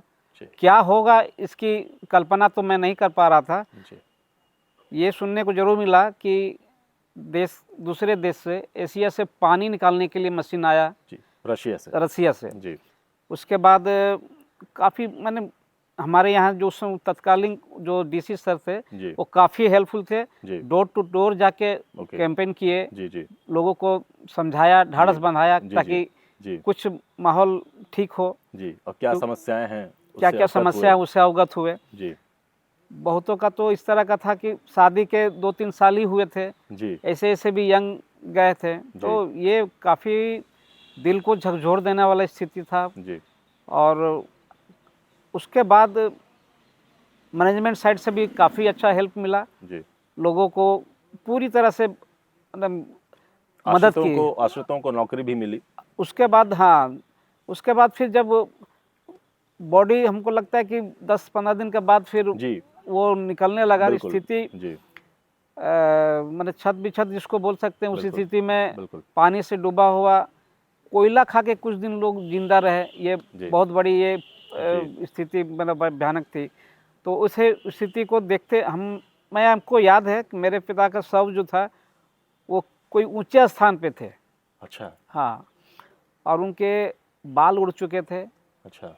और चेहरा पूरे वाइट हो गए थे पानी मतलब से। पानी से। जी, तो मैं ये बॉडी देखा था, उसके बाद तो फिर उनके अंतिम जी। क्रिया किया गया। तो इस तरह से बहुत बॉडी अच्छी तरह से मिला, लेकिन बहुत बुरी हालत में भी मिली। छत विकट। हाँ, छत विछत स्थिति में थी। तो ये वो दौर मैंने काफ़ी दर्दनाक दिल को था। दर्दनाक, बिल्कुल। हाँ, दिल को दहलाने वाले थे। बिल्कुल। सर, जब ये हादसा हुआ, उसके बाद सरकार की ओर से क्या सेफ्टी प्रिकॉशंस और लाए गए? जो टेक्नोलॉजी की दुनिया में क्या क्रांतिकारी बदलाव हुए और आज के डेट में जो माइनिंग हो रही है, उस दौर के और अभी के दौर में कितना फ़र्क है सर? अभी तो सुरक्षा की दृष्टि से देखा जाए तो काफ़ी हाईटेक है अभी। हुँ, और उस समय, उस दौर में सुरक्षा के नाम पे उतना जागरूक नहीं थे, ना उतना इंस्ट्रूमेंट था या फिर उतना सिस्टम था। जी। अभी चूँकि सारा चीज़ डीजीएमएस के तरफ से भी काफ़ी जो गाइडलाइंस है उसके। गाइडलाइंस है और काफ़ी आके औचक निरीक्षक भी करते हैं। बिल्कुल। तो ये एक अच्छी मापदंड देखते हैं क्या किस मापदंड को पूरा कर पा जी, रहे हैं। जी, जी, तो ये उनकी भी कार्यशैली को, निपुणता को जी। दर्शाता है कि वो अच्छे जी। हैं। माताजी अभी हैं सर? नहीं, मेरी माँ 1999 तक थी और मैं इकलौता भाई में था। सिस्टर हमारी 3 सिस्टर है, जी, तीनों का शादी ब्याह सबका संपन्न हो चुके। वो अब बच्चे तो काफ़ी बड़े-बड़े हो गए, हमारे भी बच्चे बड़े-बड़े हो गए हैं। जी, तो इस तरह से परिवार में पहले माँ सर्विस की, जी, माँ को आश्रित को नाम पे नौकरी मिला। जी, उस समय बिल्कुल। चूँकि मैं छोटा ही था। जी, आप छोटे थे। उसके बाद फिर मेरा 89 में मैं जी, नौकरी ज्वाइन किया जी, था। उस जी। समय मैं हो चुका था बालिग। तो उस समय सिस्टम आया कि भाई जिनके बच्चे बड़े हैं हुँ, वो अपने आश्रितों को दे दे। हुँ, हाँ, तो कंपनी के बहुत अच्छा ये पहल था, जिससे एक जनरेशन को नया बिल्कुल, रोजगार मिला। रोज़गार मिला। और मैं उस 89 से मैं सर्विस में हूँ जी, और मैं एक सेंट्रल ऑफिस में कार्यरत हूँ, जी, प्रशासनिक विभाग में। जी, और मैं धन्यवाद देता हूँ यहाँ के उस समय तत्कालिक जो डीसी सर थे, काफ़ी पहल उनकी अच्छी लगी। जी, और मैनेजमेंट साइड को भी मैं धन्यवाद देता हूँ कि उन्होंने पूर्ण सहयोग किए जी, सारे आश्रितों को नौकरी दिलाने में, जी, उनकी भरपूर मदद किए, उनके बच्चों को जी, शिक्षा दीक्षा में भी। जी। वहाँ से स्पेशली शिक्षा के लिए स्कूल खोला गया, बालबड़ी अच्छा, स्कूल अच्छा, साउथ अच्छा। कॉलोनी में, जी, जी। जो आज भी आज भी, रनिंग है, आज जी, भी चल रहे हैं जी, वो। जी, वो वहाँ महिला क्लब के तरफ से वो ऑर्गेनाइज होती है सारी चीज़। जी, तो ये एक बहुत अच्छी पहल थी मैनेजमेंट साइड से। जी। ये राष्ट्रीयकरण होने के बाद कई सुविधाएँ मतलब कोल माइनिंग इंडस्ट्री को मिली। जी। Yes sir. तो आपने सुना कि सर ने अपने पिता को उस हादसे में खोया और किस तरीके से पूरी ज़िंदगी प्रभावित हो जाती है। लेकिन जो उस हादसे के शिकार हुए, जो शहीद हुए, उनके आश्रितों को रोज़गार मिला और आगे की ज़िंदगी चल रही है, बेहतर तरीके से चल रही है। सर, आज़ाद सिपाही से बात करने के लिए बहुत-बहुत धन्यवाद। Thank you sir, thank you. मेरे साथ हैं विपिन चक्रवर्ती जी। विपिन चक्रवर्ती के पिता उस दिन माइंस के अंदर थे और वह भी उस त्रासदी के शिकार हुए, शहीद हुए। विपिन जी, मैं विस्तार से जानना चाहूँगा, जब ये घटना घटी तो उस वक्त क्या समय था और उस वक्त आप कहाँ मौजूद थे? जब ये घटना घटी हम तो बहुत छोटे थे उस टाइम, हमारा उम्र हो गया था 2.5 साल। 2.5 साल के थे? 2.5 साल अच्छा, के आप थे। 2.5 साल के थे। हाँ, हम लोग 5 भाई बहन हैं, हम सबसे छोटे थे। जी, जी। तो हम लोग गांव में रहते थे। अच्छा, अच्छा। अपना घर पुरुलिया में है, पुरुलिया में रहते थे। यहाँ मेरा दादी और मेरी बड़ी बहन रहती थी क्वार्टर में। और पापा जो है हर सप्ताह में शनिवार को दिन जो है घर चले जाते थे। ठीक है। क्वार्टर कहाँ था? Quarter Chasnala south colony. South. हाँ, मेरे पापा माइनिंग सरदार थे अच्छा, ठीक, माइंस के ठीक है। उनका बहुत बड़ा रिस्पॉन्सिबिलिटी था उस टाइम। बिल्कुल। मिनी सरदार हाँ, बहुत बिल्कुल। कम क्वांटिटी में था, लेकिन रिस्पॉन्सिबिलिटी बहुत ज़्यादा था। ठीक है। तो पापा जैसे हम लोग गांव में हैं, तो हर शनिवार को राशन पानी यहीं से जाता था। तो वही राशन पानी लेके शनिवार फर्स्ट हाफ ड्यूटी करके ठीक है। पापा को जाना था। ठीक है। तो उस टाइम साइकिल था, साइकिल जी। से पापा सामान वामान सब ले लिए थे। सोचे थे अब ब्लास्टिंग का पापा का दायित्व था। अच्छा, अच्छा। ठीक है। वो तो मेरा पापा का नाम था मदन मोहन, स्वर्गीय मदन मोहन चक्रवर्ती, जी। MM चक्रवर्ती। जी। ठीक है। तो उन्होंने जो है सब रेडी करके सोचे जो एक्सीडेंट हो ब्लास्टिंग कर देंगे, ब्लास्टिंग करने के बाद बाकी उन लोग का काम रहेगा, हमारा काम ये होगा, तब तक थोड़ा सा हम जल्दी निकल के ठीक है। जाएंगे। जी। तो इस उसके पापा उठे थे, उधर सब रेडी करके पापा उठे थे, उठ के दुकान में चाय पिए।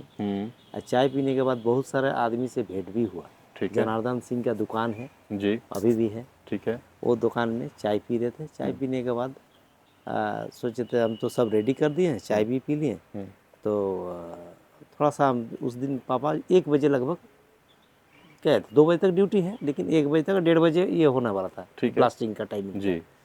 तो वही सोच के थे। तो पापा का जो सीनियर है उन्होंने बोला, चटर्जी साहब, ये चक्रवर्ती बाबू आप यहाँ क्या कर रहे हैं, आपको ब्लास्टिंग करके जाना है। तो उन्होंने अपना सीनियर को बात तो नहीं काट पाया। बोले सर हम सब व्यवस्था कर दिए हैं, ठीक है। हमको जाने का, हम अगला जो है उसको सब बता के आ गया है। जी। तो वो टोटल वो लोग देख लेंगे, हमको घर भी जाना था। और नहीं ऐसा मत कीजिए, आप जो है ब्लास्टिंग पूरा करके ही और आप चला जाइए। तो फिर उनका बात जो है काट नहीं पाए, सीनियर है। जी, बिल्कुल। तो फिर पापा फिर गए। ठीक है। तो करीब करीब सब जानते हैं, जैसे चक्रवर्ती बाबू तो यहाँ चाय पी रहे थे दुकान में, ये अचानक ये तो हो ही नहीं सकते। तो पापा गए। उसका 1:35 में घटना हुआ। जी। ठीक जी। है। 1:35 से 37 के बीच में बिल्कुल। हाँ। घटना हुआ। जी। उसके बाद हम लोग को तो पता नहीं, हम लोग तो गांव में हैं। यहाँ पूरा एकदम विभत्स कांड हो गया चासनाला में। बाप रे बाप, बहुत बड़ा घटना, बहुत बड़ा घटना। क्या सुनाई पड़ रहा था घटना के बारे में? जो हाँ, मतलब पानी, जो लोग बात करते हैं, पानी जो है ऊपर तक पूरा फैल गया ऊपर था, तक ऊपर तक फैल गया था। नीचे का जो डैम है वो जी। टूट गया। जी। प्लस दामोदर का भी पानी जो है अच्छा, उसमें इन कर आ गया था, इन कर हाँ, गया इन था। कर गया था। अच्छा। और एक ही रास्ता था, एक ही रास्ता एक ही था। रास्ता था। तो जी। उसमें फर्स्ट शिफ्ट में ज़्यादातर आदमी ड्यूटी में रहते हैं। जी। सेकंड शिफ्ट नाइट में थोड़ा कम रहते हैं। हाँ, क्या कि बहुत दूर दूर से आदमी लोग आते हैं। बिल्कुल। हाँ, हर जगह से आदमी है उस टाइम के। कहाँ पुरुलिया से भी जो है यहाँ से 60-65 किलोमीटर दूर है, वहाँ से भी साइकिल से आदमी आते थे। साइकिल से वहाँ से साइकिल लोग आते हाँ, थे? रेगुलर अनाड़ा, पुरुलिया, आदरा, ये अच्छा। सब डिवीजन है। अच्छा। तो उधर से भी मजदूर आते थे ड्यूटी करने। इस वजह से फर्स्ट शिफ्ट उसको पसंद था। हाँ। कि जो सेकंड होगा तो फिर कहाँ रहेंगे, नाइट होगा फर्स्ट तो। शिफ्ट करीब 7 बजे शुरू होता है। हाँ, 7 से 3। 7 से 3। 7 से 3। जी। ठीक है। तो उसके बाद जो है किसी को विश्वास नहीं था जो हमारा पापा जो है फिर से गए हैं या डेथ हो गया उनका। गाल चक्र बुला रहे हैं तो क्या करें, फिर जो भी है।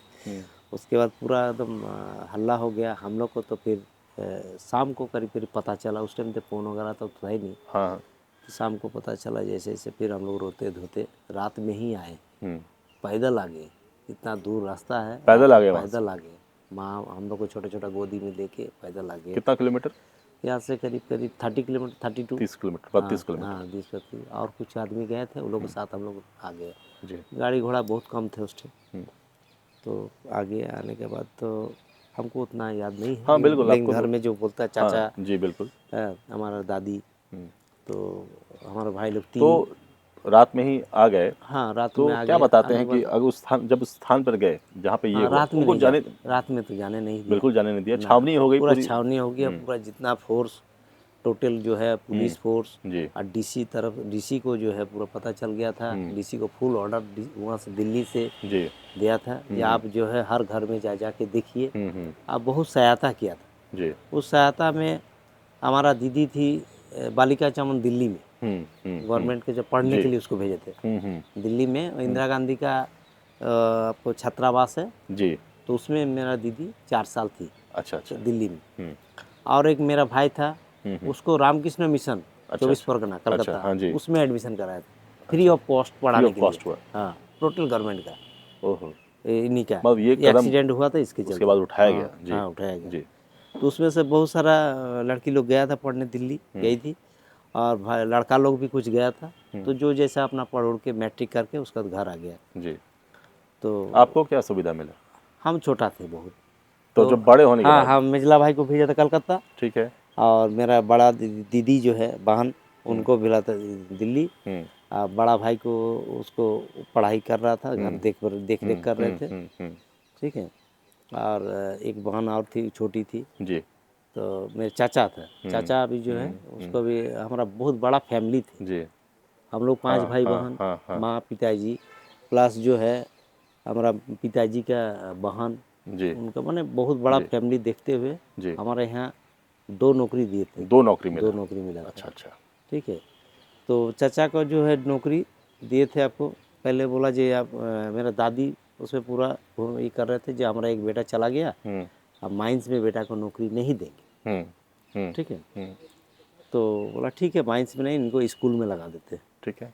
तो राज स्कूल एक झरिया में है, जी। वहाँ उनको पियोन का ईमेल लिख के दिया। अच्छा। तो उस टाइम का आदमी बहुत माने चालाक, माने भोलापन होता है ना, तो पूरा खोजते रहे, लेकिन राज स्कूल मिला नहीं। अच्छा। हाँ। ओ। फिर 2 दिन 3 दिन बाद आया लौट के, बोला राज स्कूल नहीं मिल रहा है, ये नहीं है। तो बोले ठीक है, तुमको मिलिट्री में भेज दे रहे। और था उस टाइम जी। तो मिलिट्री का लंबा चौड़ा था भी चाचा, तो मिलिट्री में भेज दे रहा है। तो बोला नहीं, मिलिट्री में गोली, फिर पुलिस का है, ये गोली वोली होगा। एक बेटा मेरा चला गया, एक बेटा को हम और जाने नहीं देंगे, आपको ऑफिस में ही देना है। फिर कैसे कैसे करके डीसी साहब से बोल के उनका घर जाके बहुत कांड करके, तो फिर बोला ठीक है, इनको यहीं पर ही अकाउंट सेक्शन में पियोन का जॉब दिया। अच्छा अच्छा, ठीक है। चाचा भी नौकरी किए, चाचा 2002 में डेथ कर गए जी बीमारी की वजह से। उनका एक लड़का का भी नौकरी हुआ। आप भी सेल में हैं? हम भी सेल में HR डिपार्टमेंट देख रहे हैं? HR डिपार्टमेंट में है। और हमारा 92 में ज्वाइनिंग है। 92 में ज्वाइनिंग है आपका? ये जो दास बाबू सुरेश दास, हाँ, जी, वो जी। हम लोग को आगे का बैच का है। 89 दिसंबर। अच्छा अच्छा। हम लोग को 92। शिवनाथ जी, जब ये घटना घटी उस वक्त आपकी उम्र क्या थी? उस समय करीब करीब हमारा 5 साल का उम्र था। और काफ़ी छोटा 5 साल। तो उस समय का 75 का दौर में तो आदमी को ज़्यादा ज्ञान नहीं रहता था। बिल्कुल। तो जो आज परिवार का वालों पिक्चर से में। आपने सुना, तो उस वक्त क्या माहौल था? मतलब जब ये घटना घटी तो कैसे सूचना आप लोगों तक आई? उस समय हम घर पर ही थे जी।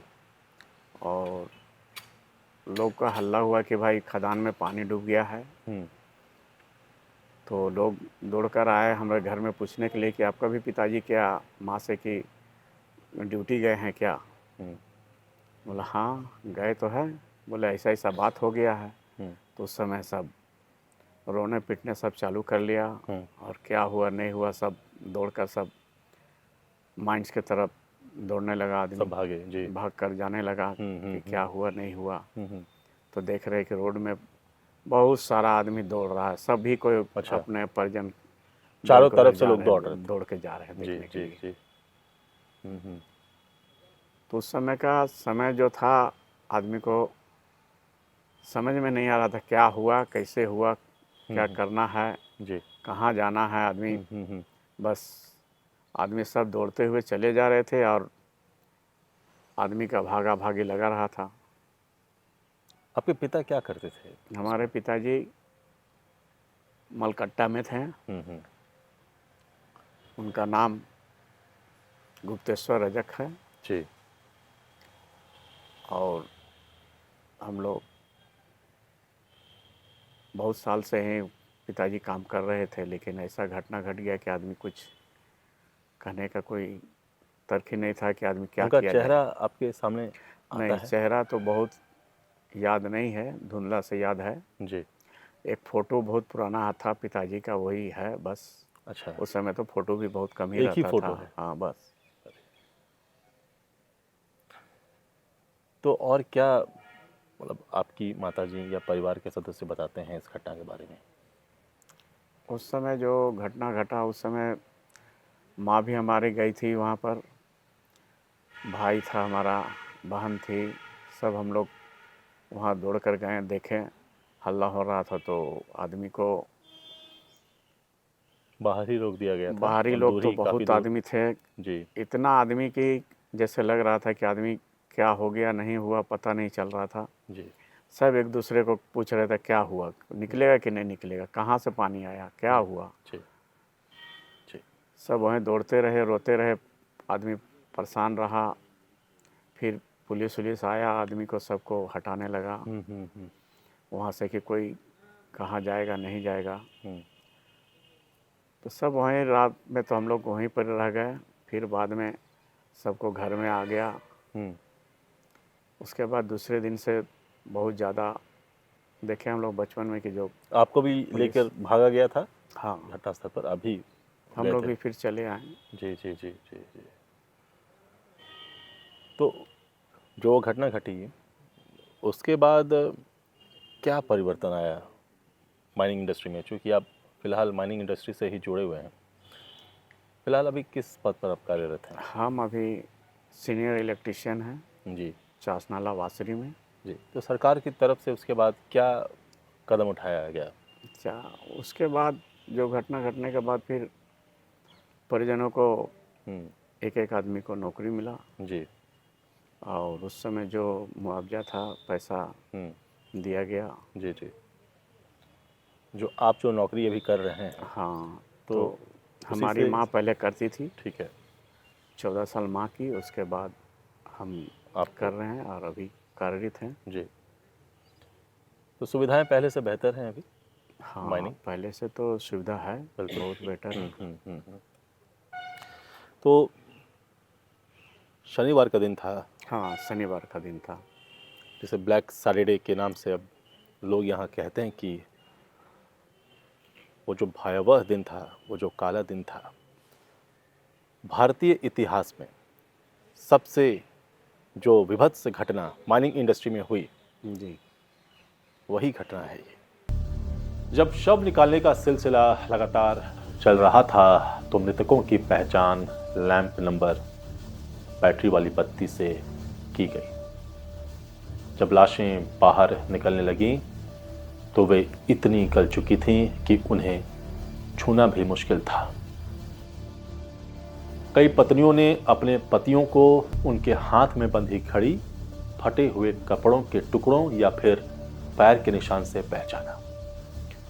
कई माह तक दामोदर नदी के किनारे शवों का अंतिम संस्कार चलता रहा। महीनों मजदूरों के परिजन शवों का इंतजार करते रहे। पानी निकालने में हो रही देरी के कारण कई मृतकों के परिजनों ने पार्थिव शरीर भी मिलने की उम्मीद छोड़ दी थी।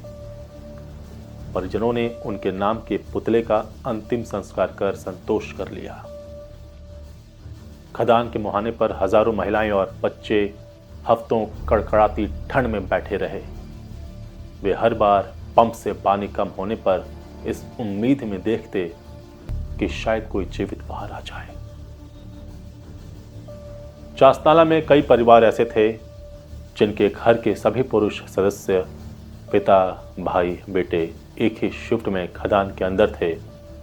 उन घरों में चिराग जलाने वाला कोई नहीं बचा।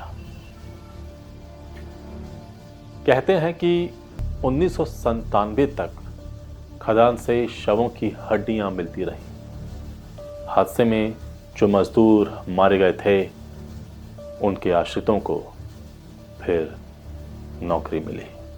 सर, इस घटना के बाद सर क्या सेफ्टी मेजर्स उठाए गए? क्योंकि ये वर्ल्ड के लिए एक आई ओपनर साबित हुई। इसे ब्लैक सैटरडे के रूप में भी देखा जाता है। तो इसके बाद इंडियन माइनिंग में कितना रिवॉल्यूशन आया सर?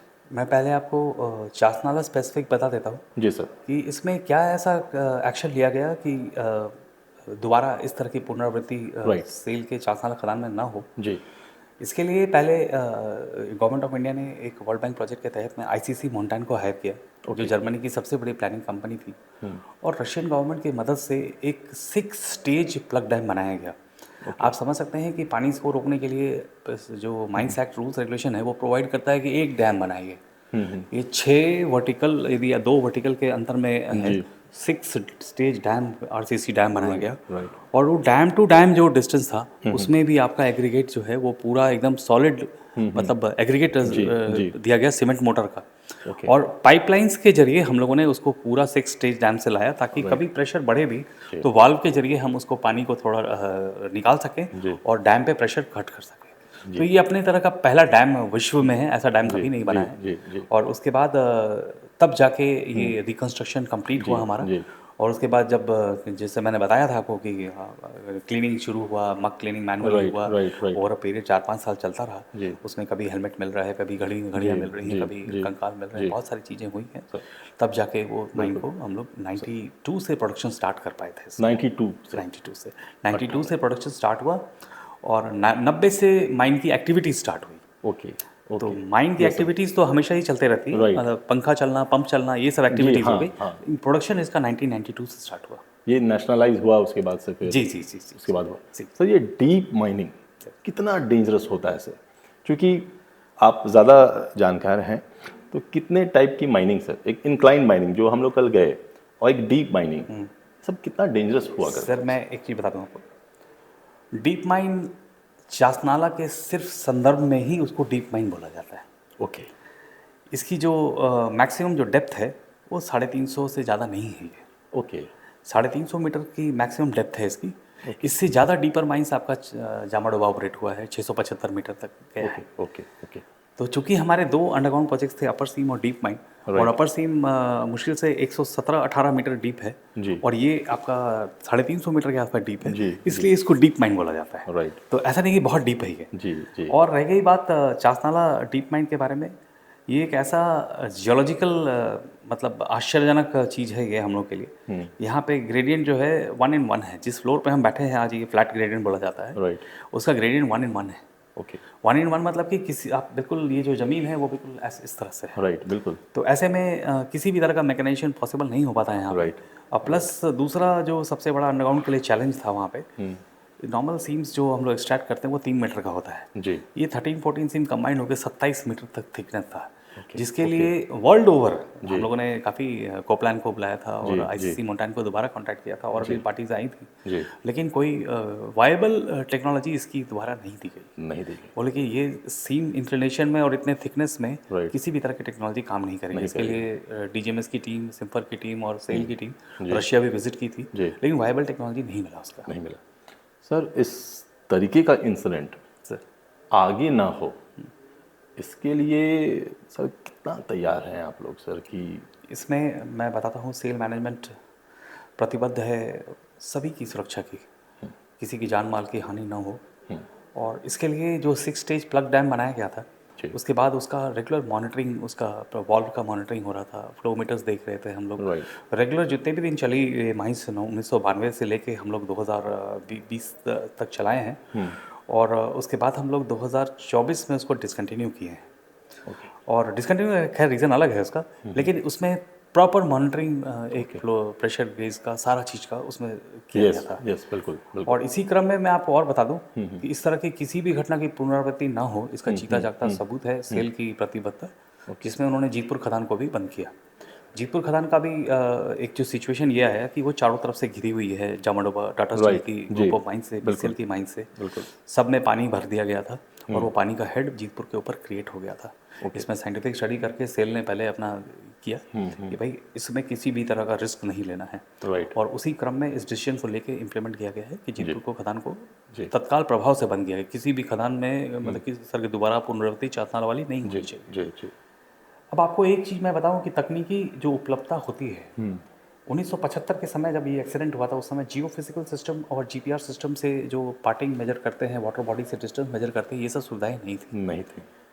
पर जब हम जो जीतपुर के केस में जब अभी हम आए, हम लोग जीपीआर और जियो फिजिकल मेथड से पूरा वाटर बॉडीज का और बैरियर कितना बचा है, ये सारा एसर्टेन सिंपल के स्टडी में करने के बाद ही हम लोग ये डिसीजन पे आए हैं।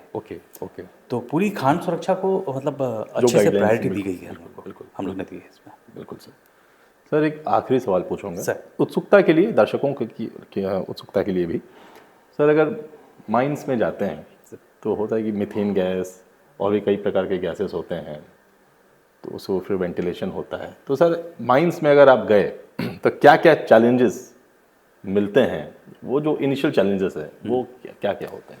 देखिए माइंस में जब भी आप जाते हैं तो पहले पर्सनल प्रोटेक्टिव इक्विपमेंट्स जो आप लोग को दिया जाता है और साथ में सेल्फ रेस्क्यू दिया जाता है, ये पहले आपको प्रिपेयर किया जाता है कि आप किसी भी विषम परिस्थितियों के लिए अपने आप को पहले से तैयार किया करें। बिल्कुल, क्योंकि सेल्फ रेस्क्यू जो दिया जाता है उसमें KO2 कैनिस्टर होता है, राइट, और वो ऑक्सीजन जनरेटिंग होता है, राइट, तो अलग अलग कैपेसिटी की होती है, 30 मिनट से 45 मिनट्स की होती है, राइट, जिस क्रम में यदि मान लीजिए आप किसी गैसियस एटमॉस्फेयर में चले गए हैं जहाँ मीथेन है या CO है, बिल्कुल, तो आपको इमीडिएटली नीचे बैठ के वो सेल्फ रेस्क्यूअर को ऑपरेट करके बिल्कुल, नॉस्ट्रिल लगा के माउथपीस लगा के वो आपको स्टील उसको जैसा करना होता है हाँ, सर? उसको ब्रीदिंग करना है, राइट, तो इससे आप CO CH4 के एटमॉस्फेयर से आप वॉक कर सकते हैं और निकल सकते हैं वहाँ से यस सर। बाहर। और रह गया जो चाल का सुरक्षा है, उसके लिए हल्का फुल्का चीज़, यदि छोटा सा पत्थर आपको लग रहा होगा अरे तो कंकड़ ही है, लेकिन वो जिस ग्रेविटी से वो आता है और जिस हाइट से यदि 3 मीटर 4 मीटर में, तो हो सकता है कि आपका सर पे डैमेज हो जाए, हाथ पैर में। इसके लिए हेलमेट्स वगैरह सब प्रोविजन किए जाते हैं हम लोगों के। जो हेडलैम्प्स कहते हैं, हाँ, कैप लैम्प्स है और हेलमेट्स है, राइट, कैप लैम्प्स। और जैसे इल्यूमिनेशन जैसे हम लोग का 50 मीटर्स का इंटरवल पे है, पर सपोज कीजिए 50 मीटर्स के बीच में कहीं पे आपको अंधेरा मिला या कहीं पे आपको कुछ इंस्पेक्शन करना है, या मान लीजिए आपको वॉशरूम में जाना है, जी जी, तो आप किसी अंधेरे में जाएंगे या ये में जाएंगे, तो उसके लिए आपके एक कैप लैम्प दी रहती है जिसको आप ऑपरेट करके पूरी तरह अच्छे से अपना, बाकी बूट्स रहते हैं, गमबूट्स रहेगा आपका। और सर मैंने ये भी देखा कि आप मोबाइल फ़ोन नहीं लेके जा सकते हैं, बैटरी। जी, इस क्रम में मैं आपको एक चीज़ और बताऊँ, जी, इसके अलावा गैस से बचने का तो बता दिया हमने, पर गैस पहचानेंगे कैसे, तो मैं इसके लिए डिटेल बता दूं। हम लोग के पास टॉक्सीमीटर जो CO देखता है, इथेनोमीटर जो हम लोगों का मीथेन देखता है, जी, और आपका ऑक्सीजन मल्टी गैस में रहता है, राइट, तो ऑक्सीजन जहाँ भी है आपको 17% से नीचे तो जाना ही नहीं है, ओके, और नॉर्मली 19.5 से 20% का ऑक्सीजन लेवल मेंटेन रहता है हर जगह, राइट, तो आप उतने में सक्षम है, लेकिन 17% से नीचे जाने पे आपको ब्रेथलेसनेस हो जाएगा, ये सब चीज़ हो जाएगा। अगर नीचे जा रहा है तो उसका रीज़न क्या हो सकता है सर? ऑक्सीजन अगर नीचे जा रहा है, ऑक्सीजन नीचे जा रहा है मतलब ये बहुत डेंजरस चीज़ है, मतलब ऑक्सीजन किसी चीज़ के द्वारा रिप्लेस हुआ है, वो मीथेन है कि CO है या CO2 है, वो आपको एडजस्ट, वो आपको पक्का पता करना पड़ेगा। और माइंस में DGMS के नियमावली और DGMS के इंस्ट्रक्शन और गाइडलाइंस और गैजेट जो सर्कुलर्स उनका टाइम पे टाइम निकलता है। हम लोग की सारी माइंस टेलीमॉनिटर्ड है, और आप अंडरग्राउंड में एक्चुअली खतरे वाले जगह में जाए बिना उस जगह में मीथेन क्या है, CO क्या है, इस पूरा सिस्टम को आप ऊपर से देख सकते हैं। बिल्कुल, और इसका जगह जगह display units, audio visual alarms रहता है, प्लस इलेक्ट्रिकल इंटरलॉकिंग रहती है अंडरग्राउंड वर्किंग्स की। यदि थ्रेशोल्ड लिमिटिंग वैल्यू आपका जैसे CO का 50 ppm है, 50 ppm से ऊपर जा रहा है तो वो ऑडियो विजुअल अलार्म आना शुरू करेगा, और 75 100 तक जाते जाते पूरा इंटरलॉकिंग हो जाएगा, वो सारा पावर कट हो जाएगा। मीथेन के केस में भी यही चीज़ है कि 0.75 हमारा किसी भी रिटर्न में नॉर्मल नहीं होना चाहिए, और 1.25% से यही ज़्यादा हुआ वो तुरंत आपका इंटरलॉकिंग आपका काम करेगा और इलेक्ट्रिकल सप्लाई कट हो जाएगा, ताकि किसी भी तरह का स्पार्क नहीं हो सके, कुछ भी नहीं हो सके। तो कई महत्वपूर्ण जानकारियां दी सर ने, और सर आज़ाद सिपाही से बात करने के लिए बहुत बहुत धन्यवाद सर। धन्यवाद। 1975 में भारत में आपातकाल लागू था, प्रेस पर सेंसरशिप थी, लेकिन चासनाला का हादसा इतना बड़ा था कि इसे दबाया नहीं जा सका। चासनाला की इस त्रासदी ने भारतीय जनमानस पर इतना गहरा प्रभाव डाला कि 1989 में मशहूर फिल्म निदेशक यश चोपड़ा ने इस पर काला पत्थर नाम की फिल्म बनाई। इस फिल्म में अमिताभ बच्चन, शत्रुघ्न सिन्हा और शशि कपूर ने मुख्य भूमिका निभाई थी, और खदानों में मजदूरों की खतरनाक स्थिति और त्रासदी को पर्दे पर उतारा था। इस मामले में इसको Indian iron and steel company के कई अधिकारियों पर मुकदमा चला। दशकों तक चले इस केस में 2012 में हादसे के 37 साल बाद धनबाद की एक अदालत ने 2 तत्कालीन अधिकारियों को सजा सुनाई। हालांकि तब तक उनमें से कई आरोपियों की मृत्यु भी हो चुकी थी। चासनाला कोयलरी तासरा कोयलरी से घिरा हुआ है, जो अब SAIL Steel Authority of India Limited का हिस्सा है। 1995 में इसे सेल को हैंडओवर किया गया। चासनाला में एक शहीद स्मारक बना है, जहां हर साल 27 दिसंबर को उन मजदूरों को श्रद्धांजलि दी जाती है जो उस त्रासदी में शहीद हुए थे। ठीक 1:30 बजे सायरन बजता है। उसके बाद परिजन उस दिन स्मारक पर श्रद्धांजलि अर्पित करते हैं, अपनों को याद करते हैं, सभी धर्मों का पाठ होता है। 27 दिसंबर 2025 को चासनाला त्रासदी के 50 वर्ष होने वाले हैं। इस दिन भारी संख्या में परिजन शहीद स्मारक के पास इकट्ठा होंगे और उस दिन शहीद हुए मजदूरों को श्रद्धांजलि देंगे। SAIL Steel Authority of India Limited भी उस दिन खास कार्यक्रम आयोजित कर रहा है और शहीद हुए मजदूरों को श्रद्धांजलि देगा। चासनाला के जो 1975 में जो घटना हुई उसके बारे में शोक व्यक्त करता हूं और अपनी श्रद्धांजलि अर्पित करता हूं उन 375 श्रमवीरों को जिन्होंने 27 दिसंबर 1975 को अपनी जान कुर्बान की। वो हमारे श्रमवीर हमेशा हमारी याद में रहेंगे, उनके लिए हम श्रद्धांजलि अर्पित करते हैं। इस साल क्योंकि 50 साल पूरे होते हैं तो हम उसको उस तरीके से मनाएंगे कि हम सब लोग उनकी याद फिर से और उनको श्रद्धांजलि अर्पित करेंगे सब मिलके। 27 दिसंबर लगभग 1:35 पे एक सायरन बजेगा जिसमें हम सब लोग इकट्ठा होकर उनको याद करेंगे। सर्वधर्म सम्मेलन यानी एक छोटा सा सब धर्मों के लोग आके उनके लिए प्रार्थना करेंगे। ये एक बहुत बड़ी घटना थी और ऐसा माना जाता है कि एशिया की सबसे बड़ी दुर्घटना है। इसमें सुरक्षा के प्रति जागरूकता जो उस घटना के बाद हुई, तो सुरक्षा हमारी सर्वप्रथम प्रायोरिटी है और हमेशा रही है। अभी भी जो हमारी माइनिंग चलती है उसमें हम सुरक्षा के प्रति बहुत जागरूक होते हैं और हर तरीके से हम ऐसा रुख अपनाते हैं और सुरक्षा के प्रति एक ऐसा कदम लेते हैं कि इस तरीके का कोई भी इवेंट दोबारा ना हो। उस दिन सब लोग आके यहाँ पे अपने श्रद्धांजलि अर्पित करेंगे, उसमें हम सब लोग शामिल रहेंगे। सारे ट्रेड यूनियंस, सब बड़े बड़े लोग उस दिन सब लोग आके अपना श्रद्धांजलि अर्पित करेंगे। 1975 में जब ये घटना हुई तो लगभग 18 साल तक वहाँ माइनिंग बंद रहा, जिसके कारण ये भी एक बहुत बड़ी घटना है क्योंकि 18 साल यानी समझिए कि वहाँ माइनिंग बंद रहा। 1993 में फिर से वहाँ माइनिंग चालू हुई। हमारे साथ उनके कुछ डिपेंडेंट्स भी हैं जो घटना के साथ जिनके पत्नियां हैं उनको हम लोग निमंत्रण देंगे और उनका उस दिन सम्मान करेंगे। मैं सेल कोलियरीज डिवीज़न में मुख्य महाप्रबंधक मानव संसाधन के पद पर कार्यरत हूँ, संजय तिवारी। सेल की चासनाला कोलियरी की डीप माइन जो आज से 50 वर्ष पहले सेल के साथ नहीं थी, वहाँ 27 दिसंबर 1975 को एक बड़ी ही दुखद, मार्मिक और भीषण खान दुर्घटना हुई थी जिसमें 375 लोगों ने अपनी आहुति दी। उन दिवंगत आत्माओं के प्रति मेरी श्रद्धांजलि और पूरे सेल कोलियरी परिवार की श्रद्धांजलि। उस दुर्घटना के 50 वर्ष के अवसर पर एक बार पुनः खनन उद्योग और अन्य उद्योगों के लिए यही संदेश और अपील है कि हम सुरक्षा को सदैव सर्वोपरि रखें। मानव जीवन से अधिक मूल्यवान कुछ भी नहीं है और उद्योगों की अपनी अहमियत है। उद्योगों का आगे बढ़ना हमारी आत्मनिर्भरता के लिए, लोगों के रोज़गार के लिए आवश्यक है, लेकिन हमारा उद्योग कभी भी मानव जीवन के कीमत पे नहीं होना चाहिए।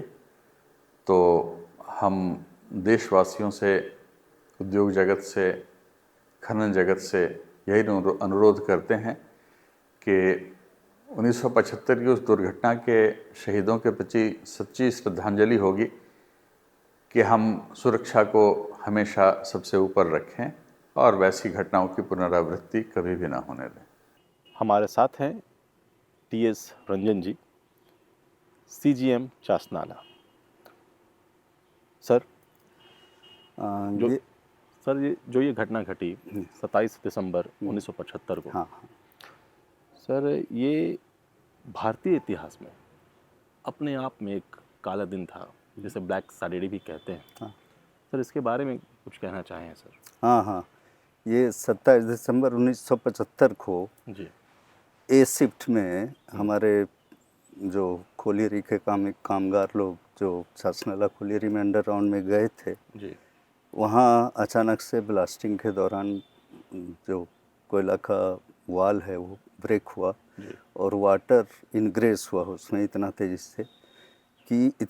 से कि मौका ही नहीं मिला आदमी को बाहर निकलने का, क्योंकि वाटर इनग्रेस का क्वांटिटी इतना ज़्यादा था कि लोग को मौका ही नहीं मिला कि वहाँ से हम कहीं अलग गैलरी में जा सकें। तो उसके कारण हमारा 27 दिसंबर 1975 को 375 आदमी पानी में शहीद हो गए। और उसी शहीद दिवस के उपलक्ष्य में हर साल 27 दिसंबर को चासनाला कोलियरी में हम लोगों ने उनकी याद में एक जो शहीद मीनार चासनाला में बना हुआ है वहाँ श्रद्धांजलि सभा का आयोजन करते हैं। हर साल वो करते हैं ताकि दिवंगत आत्मा को हम लोग याद करते हैं। और इस तरह के और सुरक्षित वातावरण के कारण जो कार के दौरान दुर्घटना घटी वो फ्यूचर में फिर रिपीट ना हो, उसके कारण हम लोग बाकी लोगों को भी, यहाँ के कामगारों को उस सभा के दौरान याद दिलाते हैं कि ताकि फ्यूचर में आप लोग पूरी सुरक्षित भावना से सुरक्षा को मद्देनजर रखते हुए ही कार्य करें। हर साल इस सभा का आयोजन करते करते हम लोग अभी इस बार 50वां वर्ष में पहुंच गए हैं। तो इस 50वें वर्ष में हम लोग वही शहीद मीनार स्थल पे विस्तृत तरीके से फिर से सभा का आयोजन करने जा रहे हैं ताकि कोलियरी में कार्यरत कामगारों और आसपास के भी जितने गणमान्य व्यक्ति हैं और जो भी इस कोलियरी को अच्छी तरह से जानते हैं उन लोग को भी हम लोग बुलाते हैं उस प्रोग्राम में। इस बार और विस्तृत तरीके से बुला रहे हैं ताकि इसका अच्छा से हम लोग आयोजन करके उन शहीदों के प्रति 50वां वर्ष में श्रद्धांजलि दे सकें, सम्मान दे सकें। शहीद के जो परिजन अभी तक जिंदा बचे हुए हैं उन लोग को भी हम लोग आमंत्रित करते हैं उन 375 में, और उन लोग हर वर्ष भी आते हैं। इस बार उम्मीद है कि उन लोग मैक्सिमम लोग उसमें आएंगे, ज़्यादा संख्या में आएंगे। वहाँ पे श्रद्धांजलि सभा में हम लोग चारों धर्म के, हिंदू, मुस्लिम, सिख, ईसाई, सभी के पंडित और जो गुरु होते हैं उन लोग आके वहाँ श्रद्धांजलि देते हैं, पाठ करते हैं, भगवान से प्रार्थना करते हैं, अल्लाह का प्रार्थना होता है, ईश्वर को याद करते हैं। तो उसमें पादरी भी आते हैं, सारे लोग आते हैं, सिख से गुरुद्वारा से भी आते हैं। और फिर सारे लोग शहीद मीनार में उनको याद करते, दिवंगत आत्मा को श्रद्धांजलि देते हैं।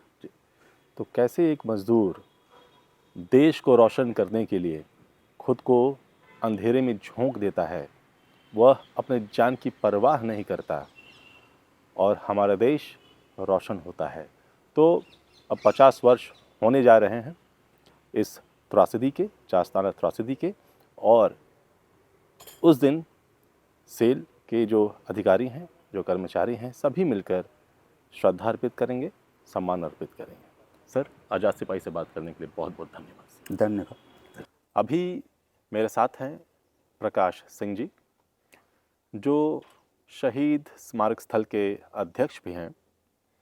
प्रकाश जी, आप बताएं, जो मजदूर उस दिन शहीद हुए थे जी, उनकी याद में स्मारक स्थल भी बनाया गया है जी, उसके बारे में ज़रा बताइए।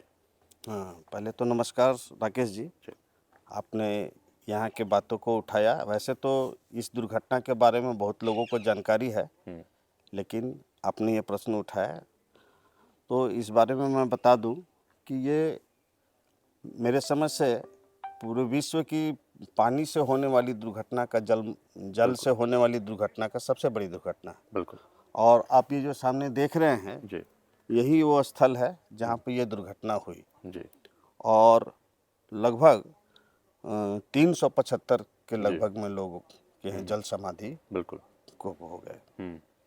तो उसी उपलक्ष्य में इस सब को देखते हुए और इसके बाद मैनेजमेंट ने बहुत ही, जब इसे दोबारा शुरू किया गया तो मैनेजमेंट ने बहुत सारी सावधानियां और बहुत सारे नियमों को अपना के चला ताकि फिर दोबारा उस तरह की कोई घटना ना हो। जी।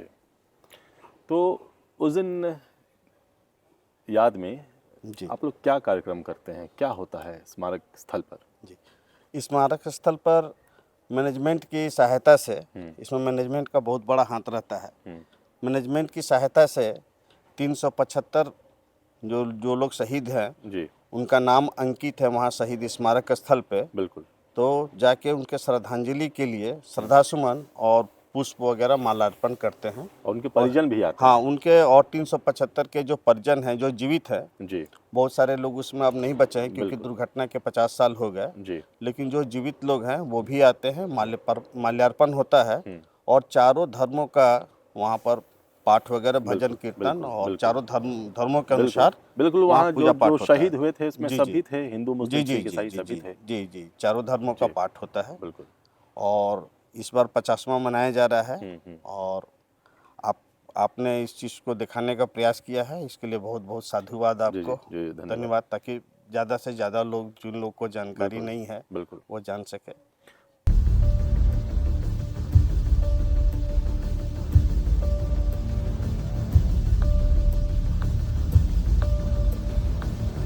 शहीदों के मज़ारों पर लगेंगे हर बरस मेले, वतन पे मरने वालों का यही बाकी निशा होगा।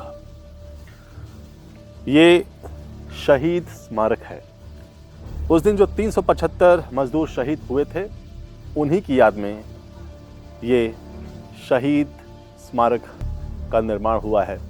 हर साल उनके परिजन यहाँ आते हैं, उन्हें श्रद्धांजलि देते हैं।